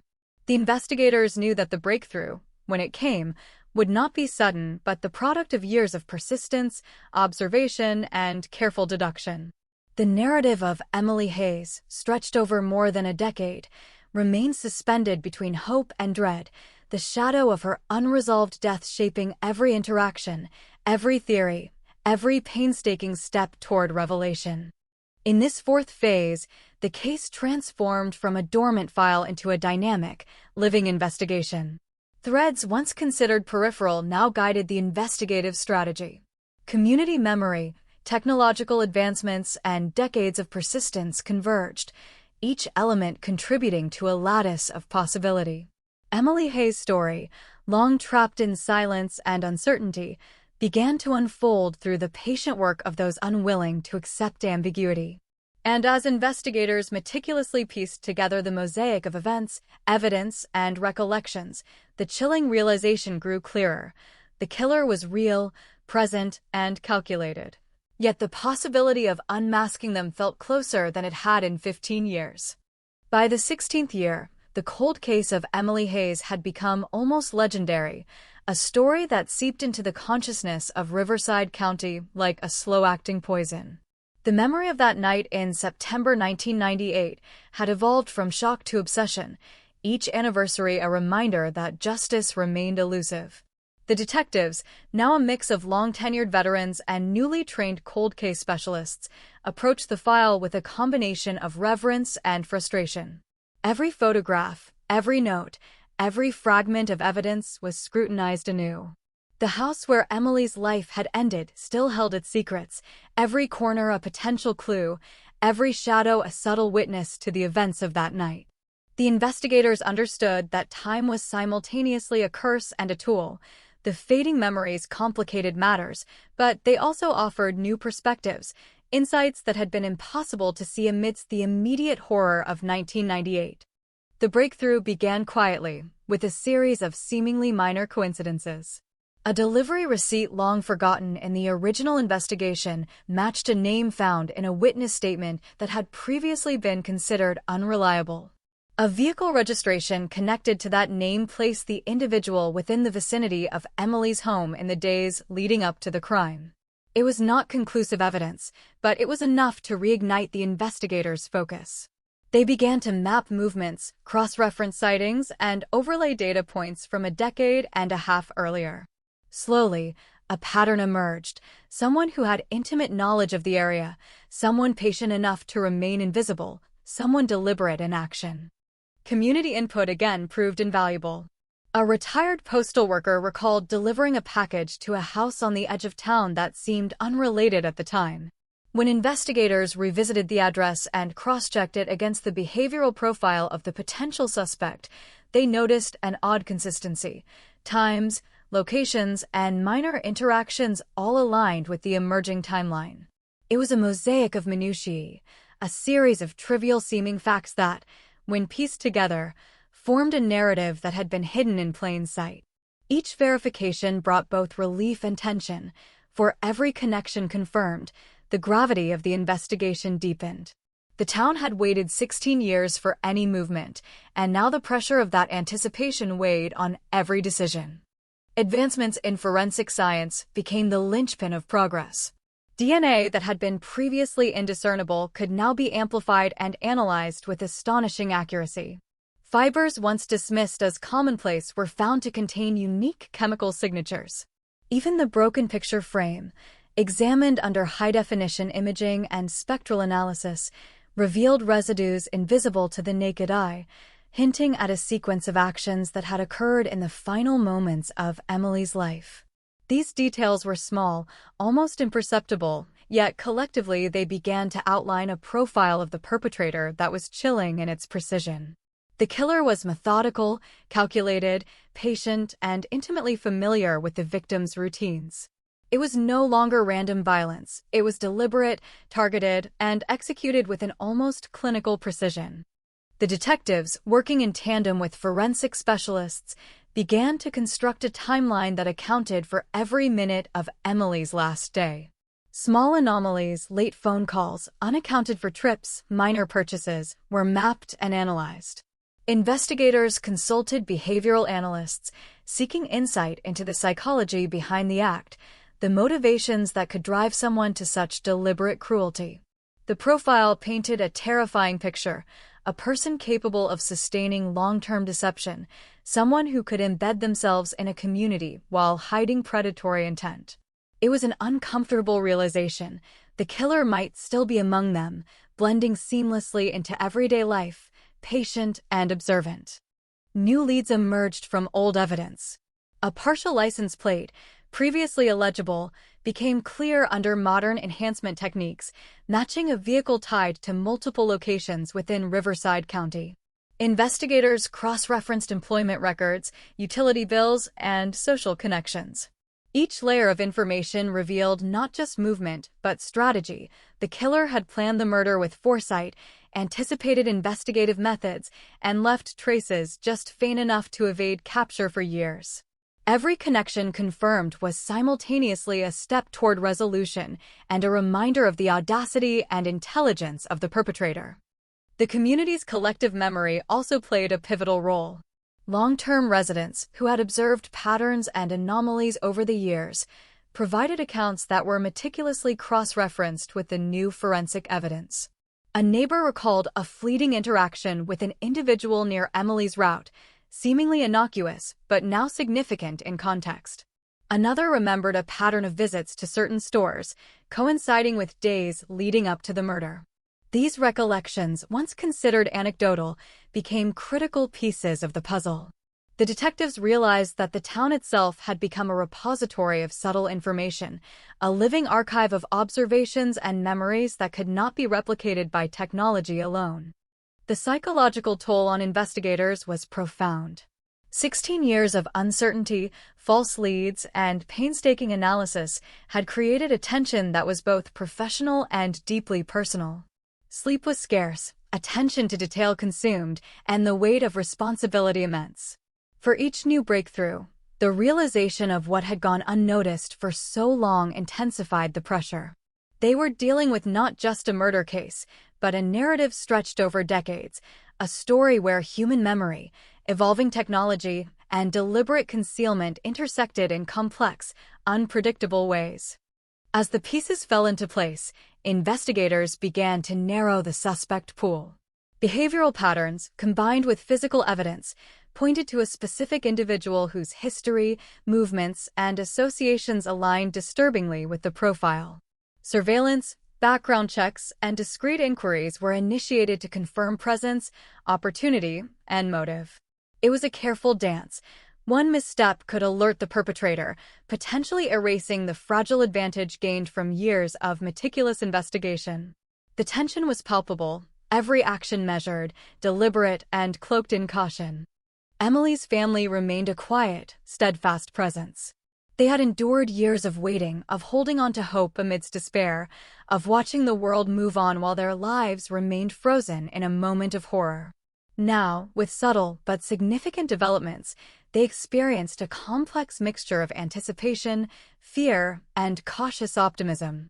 They were aware that identification alone did not guarantee justice, that the path from recognition to accountability was fraught with legal, procedural, and emotional hurdles. Yet for the first time in 16 years, the possibility of closure no longer seemed abstract or unattainable. Community vigilance, forensic advancements, and behavioral analysis converged in a way that had been impossible in the immediate aftermath of Emily's death. Investigators compiled a comprehensive dossier, integrating eyewitness accounts, forensic data, and behavioral profiling into a cohesive narrative. The pieces of the puzzle, once scattered and elusive, began to form a coherent picture. Each connection validated another, each discovery reinforced confidence, and each revelation brought the investigation closer to a confrontation that had been decades in the making. By the 16th year, the cold case was no longer a dormant file. It had become a living, evolving entity. The investigation operated on multiple levels: physical evidence, human memory, technological enhancement, and psychological profiling. The detectives understood that they were closing in, yet caution tempered every action. The killer remained elusive, patient, aware, and perhaps watching as the net slowly tightened. Riverside County, a community long haunted by fear and uncertainty, found itself poised on the precipice of revelation, waiting for the culmination of 16 years of relentless pursuit. As investigators prepared for the next phase, steps that would ultimately lead toward identification, confrontation, and the potential for justice, the atmosphere was charged with anticipation.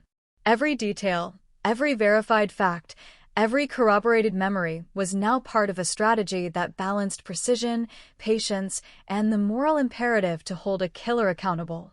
The narrative of Emily Hayes, stretched across time and memory, was evolving toward resolution, yet the shadows of uncertainty still lingered, a reminder that, even with breakthroughs, the consequences of human violence leave indelible marks on communities, families, and the very fabric of daily life.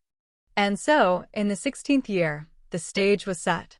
The pieces were aligned, the threads connected, and the story of Emily Hayes, silent for so long, was ready to speak. Investigators knew that every next step had to be flawless, every observation precise, every decision measured. The culmination of years of dedication, technological advancement, and community vigilance was at hand. The cold case, dormant no longer, was poised to reveal its long-concealed truth, and Riverside County held its collective breath, teetering between relief and the chilling awareness that the darkness behind Emily Hayes' death had persisted far longer than anyone had imagined. The 17th year of Emily Hayes' cold case began with a sense of cautious optimism, a fragile light cutting through nearly 2 decades of uncertainty. The investigation team, now an intricate blend of seasoned detectives, forensic scientists, and behavioral analysts, moved with a precision honed by years of relentless pursuit. Every detail mattered, every thread of memory, every microscopic residue, every overlooked document could now be cross-referenced, integrated, and analyzed with a sophistication previously unimaginable.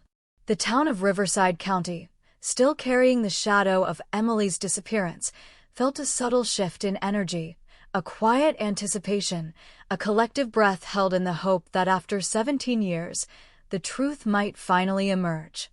Investigators began revisiting witness accounts with modern cognitive techniques, carefully separating memory from suggestion, parsing the inconsistencies that had confounded them for years.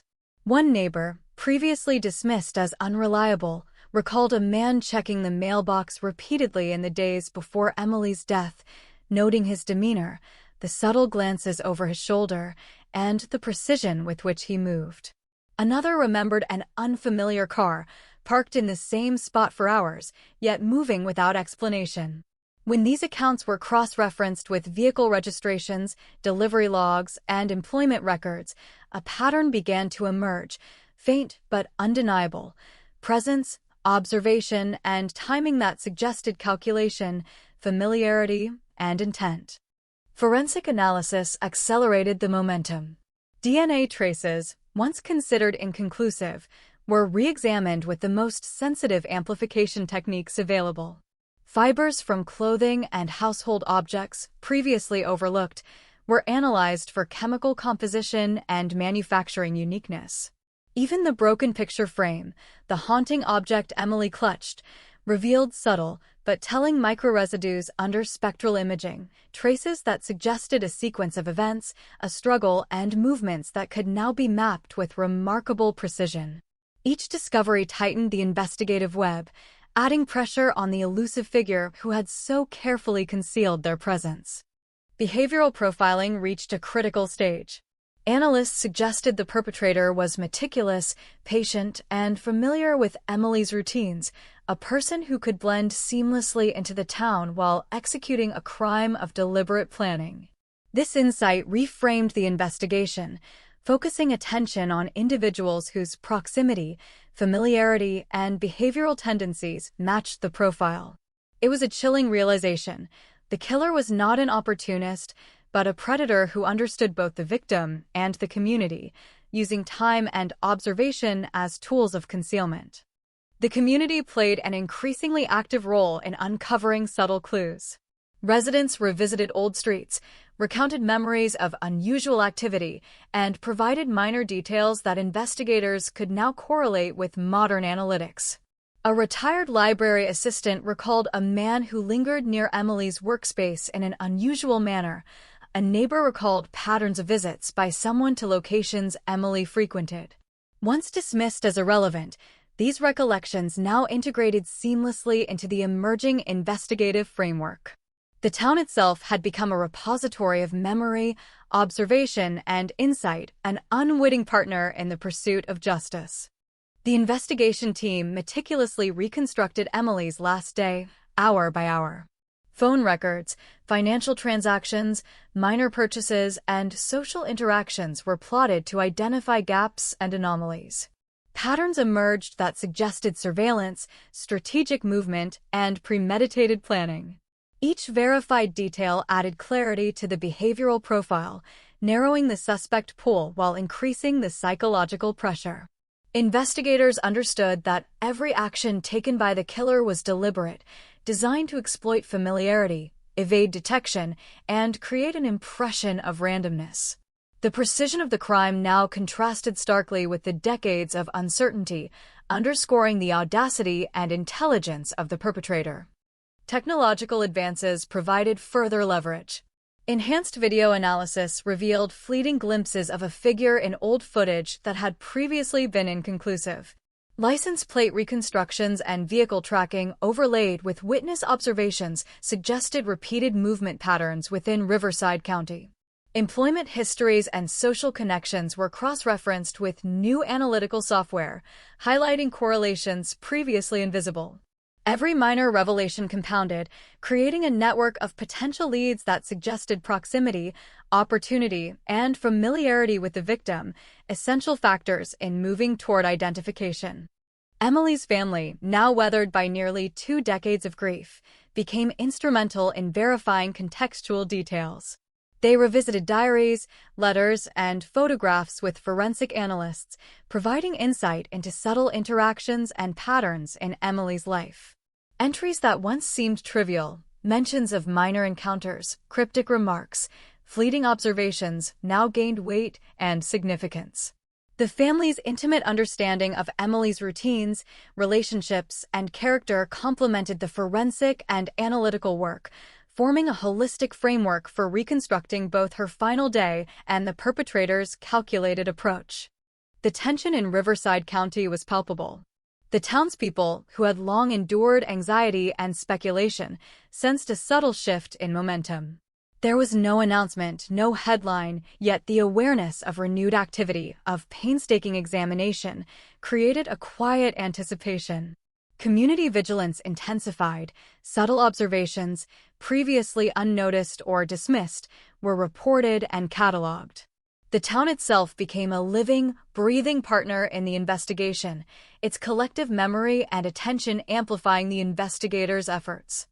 Meanwhile, detectives analyzed behavioral consistency across other unsolved crimes in the region.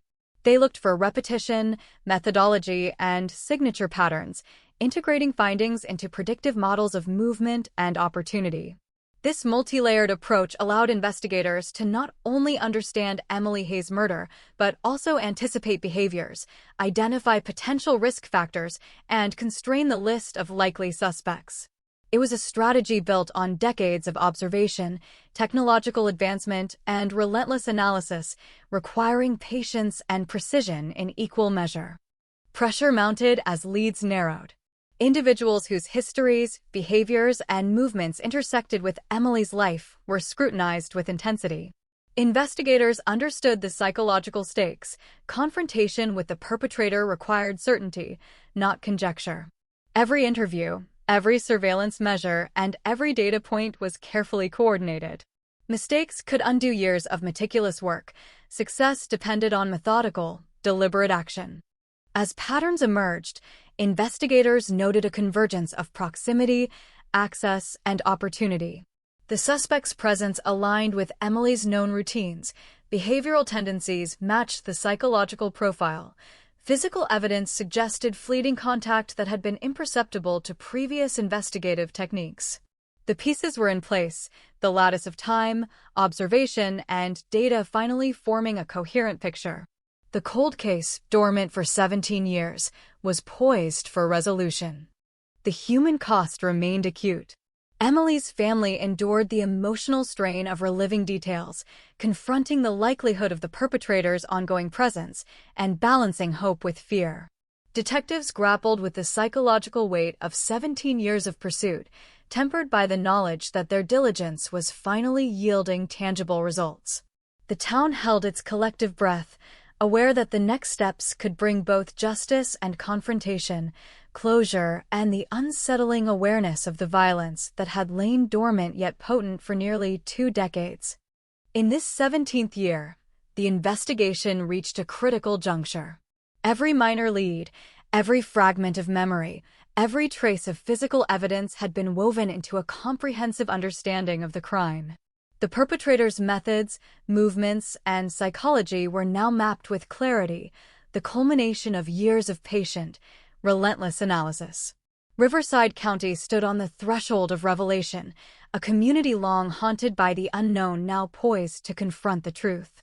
The cold case, once a silent shadow over the town, was awakening, its secrets poised to emerge from the darkness that had concealed them for 17 years. Investigators knew the stakes. The next actions would define the outcome, determine whether justice would finally be served, and confront a perpetrator who had relied on time and invisibility as allies. Every interview, surveillance measure, and analytical step was executed with precision.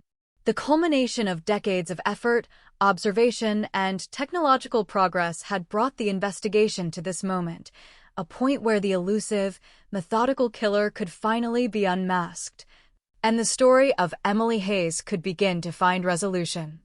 The 18th year dawned with a sense of fragile intensity. Emily Hayes' case, once a stagnant file, had become a living organism, data, memories, and patterns intertwining to form a web that now pointed toward a tangible target.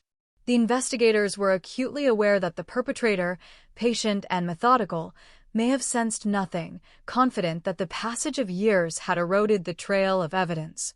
Yet the combination of technological advancement, forensic precision, and the subtle observations of a vigilant community had begun to constrict the space in which he or she could hide. Each day brought incremental clarity, each analysis another thread reinforcing the lattice of truth. Forensic breakthroughs dominated the focus. DNA traces from the kitchen counter, previously inconclusive, now matched partial profiles in a state database, the enhancement made possible by sophisticated amplification techniques and mitochondrial sequencing. Fibers and residues, once considered generic, were now identified as specific to a limited production batch, narrowing the scope of possible suspects dramatically. Spectral imaging of Emily's broken picture frame revealed pressure points and patterns of motion, suggesting the dynamics of a struggle and a sequence of actions that could now be reconstructed in forensic simulation. Every detail, microscopic and seemingly insignificant, now contributed to a comprehensive, chilling portrait of deliberate violence.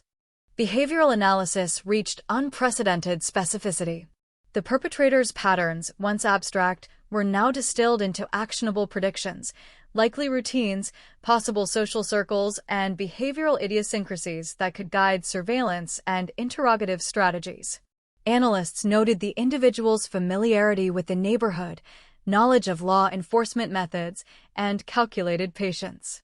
The realization was stark. Emily's killer had not only been deliberate, but had maintained invisibility with sophistication, leveraging knowledge, observation, and psychological manipulation to evade capture for nearly 2 decades. Witness recollections, revisited with modern cognitive interviewing, added depth to the profile.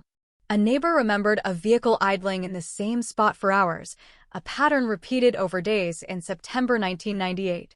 Another recalled a man loitering near Emily's library, someone who appeared ordinary, but whose attention to detail suggested an unusual interest.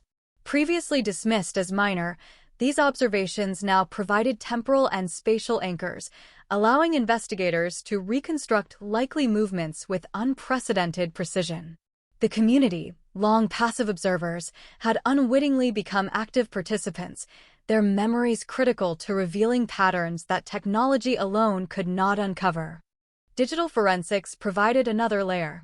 Phone records, email correspondences, and historical online activity, though sparse in 1998, were re-examined with enhanced analytical tools. Patterns of communication, repeated but subtle, suggested coordination, premeditation, and an ability to navigate social structures without raising suspicion. Investigators could now overlay these digital traces onto physical movements, creating a multidimensional timeline that integrated human behavior, forensic evidence, and community observation. Each cross-reference sharpened the focus, reducing ambiguity and increasing the probability of identification. The family of Emily Hayes, enduring nearly 2 decades of uncertainty, now engaged in a collaborative effort with investigators. Diaries, letters, and photographs were reinterpreted, cross-checked against forensic and behavioral data. Entries once considered trivial, mentions of interactions, fleeting concerns, subtle observations, were now imbued with meaning. The family's intimate knowledge of Emily's routines, preferences, and social circles allowed them to highlight discrepancies, reinforce evidence, and contextualize findings in ways that technology or isolated observation could not achieve.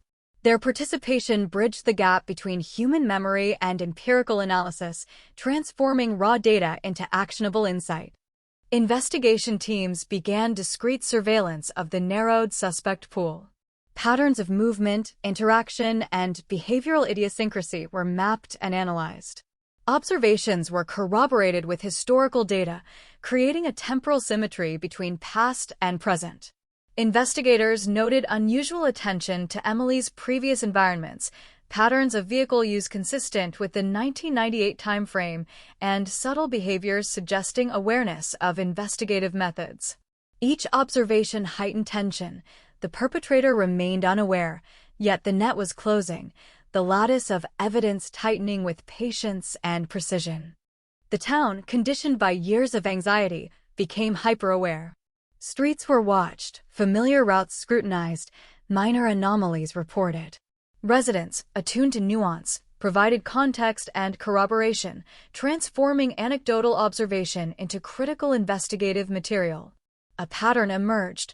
Repeated appearances, fleeting glimpses, and subtle behaviors that, when aggregated, formed a profile of someone accustomed to remaining unnoticed yet capable of calculated predation.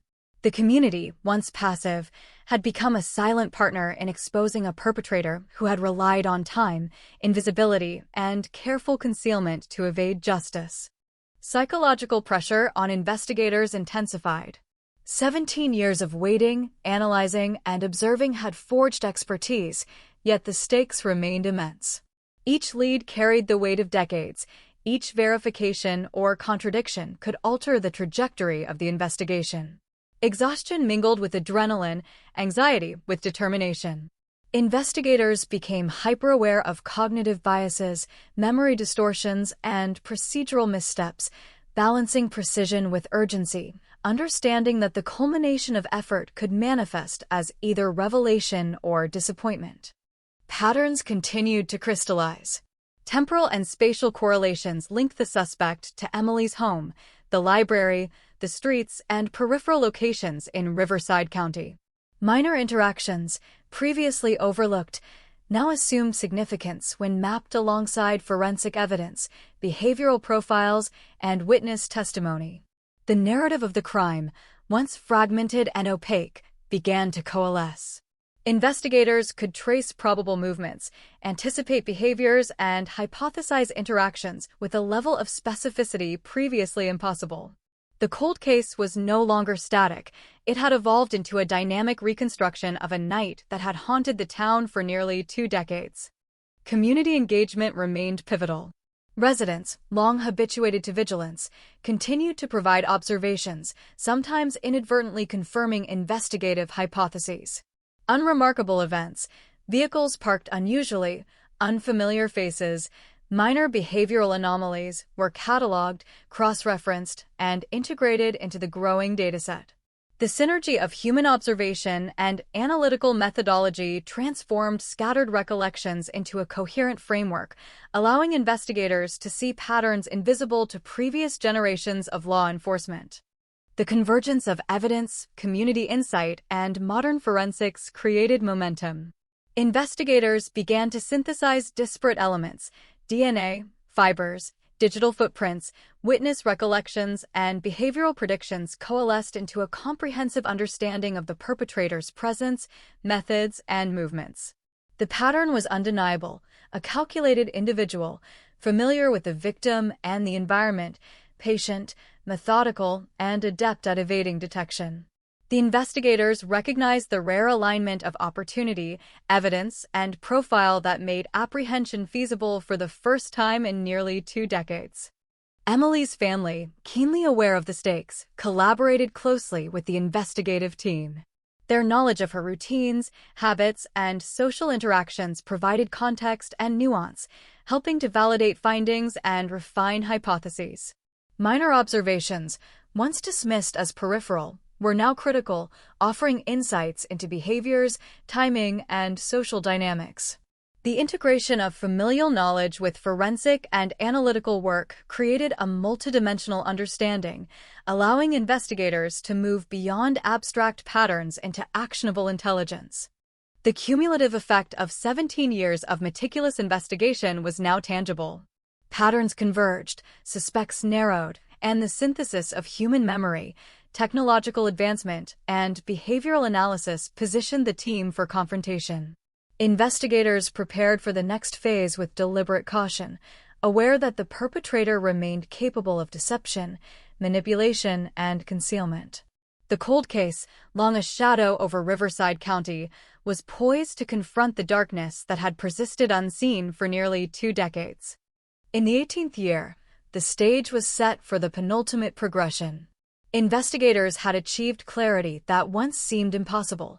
The convergence of evidence, analysis, and observation had created a lattice through which the perpetrator's identity could be discerned. The cold case, once defined by uncertainty and frustration, now teetered on the brink of resolution. Riverside County, long haunted by fear and speculation, sensed a shift, the promise of closure, tempered by the recognition of the calculated violence that had lain dormant but potent for 18 years. Every action, every observation, every analytical step was now charged with consequence. Investigators understood that the next phase would define not only the legal outcome, but the psychological closure for a community and a family that had endured nearly 2 decades of ambiguity and terror. The culmination of patient investigation, technological sophistication, and human vigilance was within reach. The cold case, dormant for so long, was awakening, poised to reveal the truth that had eluded detection for nearly 20 years. The 19th year marked a pivotal juncture in the Emily Hayes cold case, a moment when decades of meticulous investigation, fragmented memories, and painstaking forensic work began to converge into tangible clarity. Investigators had spent countless hours cross-referencing witness accounts, digital footprints, and forensic evidence, creating a lattice that now suggested the contours of the perpetrator with unprecedented precision. The town of Riverside County, long shadowed by uncertainty, felt an undercurrent of anticipation, a tension thick in the air that hinted the silent predator who had haunted their streets for nearly 2 decades could finally be unmasked. Detectives focused on the minute details that had once been dismissed as irrelevant. The trajectory of Emily's movements on her final day, previously charted in broad strokes, was now mapped with staggering specificity. Phone records, bank transactions, library visits, and errant observations from neighbors coalesced into a timeline that left barely a gap. The minor anomalies, the fleeting glimpses of an unfamiliar figure, the vehicle parked in irregular patterns, the odd timing of deliveries were no longer dismissed. They became critical indicators of presence, intent, and calculation. Investigators understood that each detail, no matter how subtle, could hold the key to unlocking the labyrinth of 17 years of unresolved fear.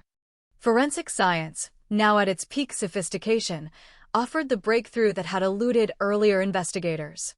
DNA collected from the kitchen counter, fibers from Emily's clothing, and traces on the broken picture frame were re-examined using next-generation sequencing techniques.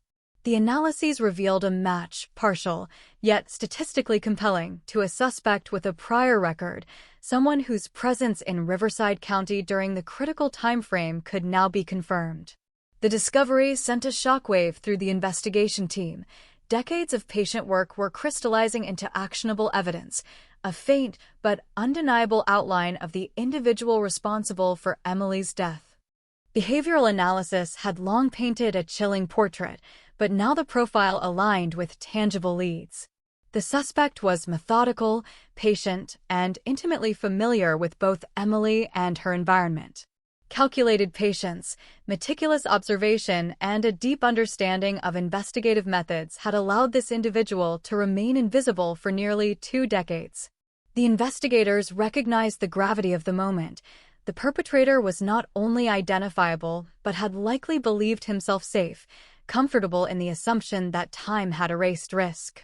The implications were profound, and the stakes higher than ever. Community engagement reached new levels of intensity. Residents, long accustomed to vigilance, now actively contributed observations, corroborating historical accounts with current patterns. Small anomalies, previously overlooked, like a man loitering near the library or a vehicle parked in a rarely used alley, gained significance when cross-referenced with the suspect's movements. The town itself had become a repository of collective memory, providing insight that technology alone could not supply. Each piece of local knowledge reinforced the growing case, building a mosaic of observation, memory, and analysis that increasingly left the suspect with no room to hide. The investigative team prepared for discreet surveillance and verification. The suspect's known patterns of behavior, historical presence, and digital footprint were mapped meticulously. Surveillance teams deployed with caution, aware that even the slightest misstep could alert a perpetrator who had long relied on patience and observation to avoid detection. Analysts predicted probable movements, anticipating reactions, and preparing for contingencies. Every step was calculated, every action deliberate, as investigators balanced urgency with the need for precision. Psychological tension was palpable. 17 years of uncertainty had tested both family and investigators, creating a pervasive sense of urgency tempered by fatigue and caution. Emily's family, still processing the emotional weight of nearly 2 decades of grief, became integral in verifying details and providing context to investigative leads. Diaries, personal notes, and recollections were re-examined, revealing patterns and subtle observations that aligned with forensic and behavioral evidence. The collaboration between family insight, community memory, and professional investigation was now forming a comprehensive understanding of the perpetrator's identity and methods. Minor breakthroughs compounded quickly. Enhanced video analysis, previously inconclusive, now revealed subtle movements and a figure whose behavior matched the suspect's known patterns.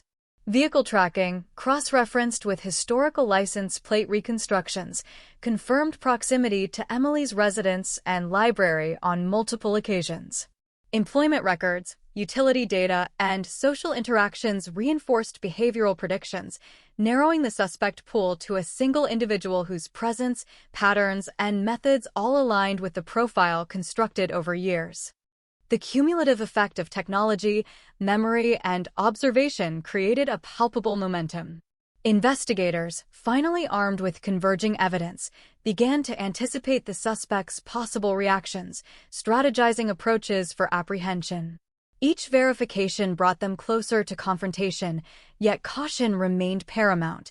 The individual remained unpredictable, capable of deception, and highly attuned to the behaviors of others. The cold case, once a static file, had become a dynamic and unfolding operation, its threads woven together by decades of persistence and expertise. In the community, awareness and anticipation intensified. Residents noted familiar faces and vehicles with renewed scrutiny. Small observations that had previously gone unreported were now meticulously documented.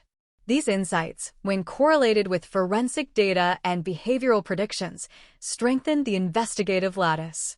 The town, long haunted by fear and unresolved violence, had become both observer and participant, its collective vigilance amplifying the effectiveness of professional investigation. Investigators began to synthesize all available data into a multidimensional timeline, mapping interactions, movements, and behaviors with astonishing precision. Every prior anomaly, every minor discrepancy, every overlooked detail was incorporated into this reconstruction. Patterns emerged: repeated surveillance, strategic positioning, and methodical action that suggested deliberate intent. The evidence was no longer abstract. It was actionable, coherent, and undeniable. The cold case that had resisted resolution for 19 years was now on the cusp of revelation. The suspect's profile, corroborated by both physical evidence and behavioral analysis, painted a chilling picture. The individual had executed a crime with patience and calculation, exploiting familiarity with Emily's routines, understanding investigative methods, and relying on the passage of time to obscure his actions. For nearly 2 decades, the perpetrator had remained invisible, but the convergence of technology, witness memory, and forensic sophistication was creating an environment where concealment was no longer possible. Emily's family, though long accustomed to disappointment, experienced a cautious optimism. Every confirmed detail, every corroborated observation, and every forensic match brought the possibility of confrontation and justice closer than ever before. Their role, bridging intimate knowledge of Emily's life with the analytical work of investigators, had been instrumental in transforming scattered data into a coherent understanding of both the crime and the individual responsible. The investigative team prepared for the next phase: direct confrontation. Surveillance, verification, and strategy were meticulously coordinated, balancing precision, caution, and the psychological weight of nearly 20 years of pursuit. The culmination of decades of work was within reach.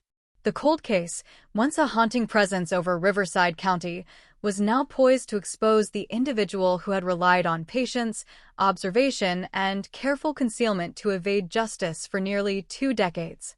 As the 19th year unfolded, every observation, analysis, and verification reinforced the narrowing net.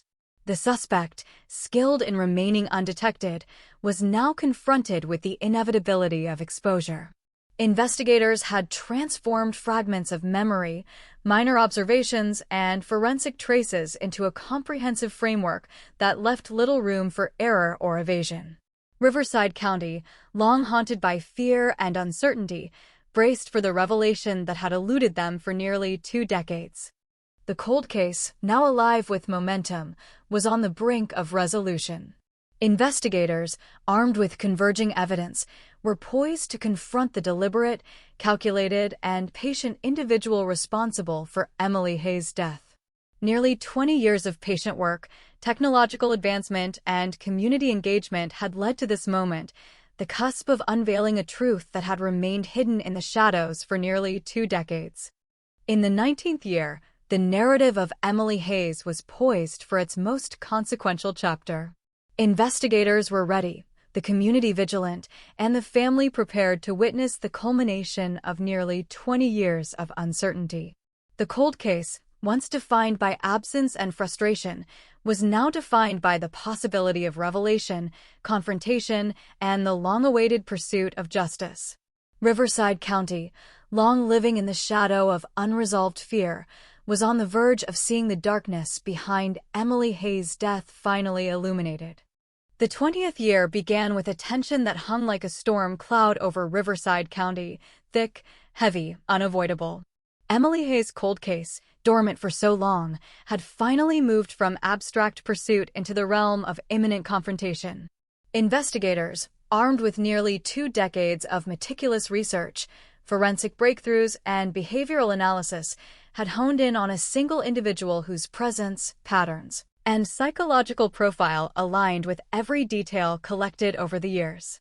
The convergence of evidence was undeniable. Every thread, witness testimony, DNA analysis, fiber composition, digital tracking pointed toward the same calculated, patient, and methodical perpetrator. Preparations for the next phase were methodical. Surveillance teams coordinated movements, rehearsing observation schedules, ensuring redundancy and cross-verification. Investigators carefully monitored communications, subtle patterns of activity, and known routines. Each decision was deliberate. The suspect had been patient, methodical, and vigilant for nearly 20 years. A single misstep by the investigative team could allow him to vanish, erasing the fragile advantage painstakingly accumulated. Every action, every observation, was executed with precision bordering on obsessive, the culmination of years of planning finally mirroring the predator's own meticulousness. Forensic evidence had become the linchpin of certainty.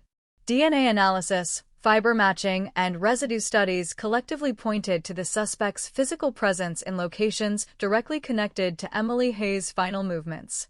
High-definition imaging of the broken picture frame, combined with spectral residue analysis, reconstructed the struggle she endured, revealing angles, pressures, and sequences of motion that were once invisible. This reconstruction was paired with temporal mapping of her last day, library visits, route deviations, small errands, all matched to patterns consistent with the suspect's behavior and historical location data. The lattice of evidence left little room for doubt. Behavioral analysis, refined over nearly 2 decades, painted a chilling portrait. The perpetrator was deliberate, patient, and psychologically attuned to both the victim and the investigative process. He had relied on the passage of time, community trust, and his own adaptability to avoid detection, leaving behind only subtle, easily dismissible traces. Yet now, armed with modern forensic techniques, digital analysis, and a comprehensive reconstruction of his behavioral patterns, investigators were closing the loop. Every prediction, every behavioral expectation, was confirmed by empirical evidence, each insight bringing them closer to the confrontation they had anticipated for years. Emily's family was intimately involved in the final stages of preparation. They reviewed diaries, letters, photographs, and old notes, providing context, verifying details, and illuminating interactions that were once obscure. Their memories, cross-referenced with forensic and analytical findings, confirmed patterns and highlighted anomalies. These insights helped investigators construct a more nuanced understanding of the suspect's movements, intentions, and calculated engagement with Emily's life. The family, enduring nearly 20 years of suspense, now felt a cautious surge of hope tempered by the gravity of what was to come. Community collaboration intensified. Residents, long attuned to subtle anomalies in the town's rhythm, reported observations that were now strategically integrated into surveillance and planning. Vehicles parked unusually, fleeting appearances of strangers, minor patterns of behavior, all previously dismissed or forgotten, became critical components of a real-time monitoring framework. Riverside County had transformed from a passive witness to an active participant, its collective vigilance amplifying the investigative efforts and tightening the net around the suspect. Digital forensics provided additional leverage. Phone activity, historical communications, and digital footprints, although sparse in 1998, were now interpreted with modern analytical software, revealing subtle patterns of interaction, presence, and movement. These digital traces aligned with physical evidence and behavioral predictions, corroborating suspicions and reducing uncertainty. Investigators could now anticipate probable locations, behaviors, and responses, giving them a tactical advantage in the long-awaited confrontation. The narrowing of the suspect pool was accompanied by an intense psychological calculus. Investigators knew that confronting a perpetrator who had evaded capture for nearly 20 years required not just precision but patience. Surveillance was continuous, measured, and layered with redundancy. Every action, from observation to approach, was planned to minimize risk, maximize clarity, and ensure that when the moment of confrontation arrived, the suspect could be apprehended without compromising evidence or safety. The tension within the investigative team was palpable, a mix of anticipation, fear, and the moral imperative to deliver justice. Patterns began to reveal predictability in the suspect's behavior. Repeated routes, habitual routines, and subtle signals of environmental awareness suggested someone highly attuned to observation, yet reliant on the confidence provided by time and invisibility. Analysts integrated these patterns with temporal reconstructions of Emily's last day, identifying precise windows of opportunity where contact, surveillance, and intervention could be confirmed. The convergence of behavior, location, and evidence created a narrow corridor of possibility, guiding the investigative strategy toward imminent resolution. Emily's family, now acutely aware of the stakes, supported the process with both emotional fortitude and practical insight. Their familiarity with her routines, personal interactions, and social environment allowed investigators to interpret anomalies, validate patterns, and anticipate contingencies.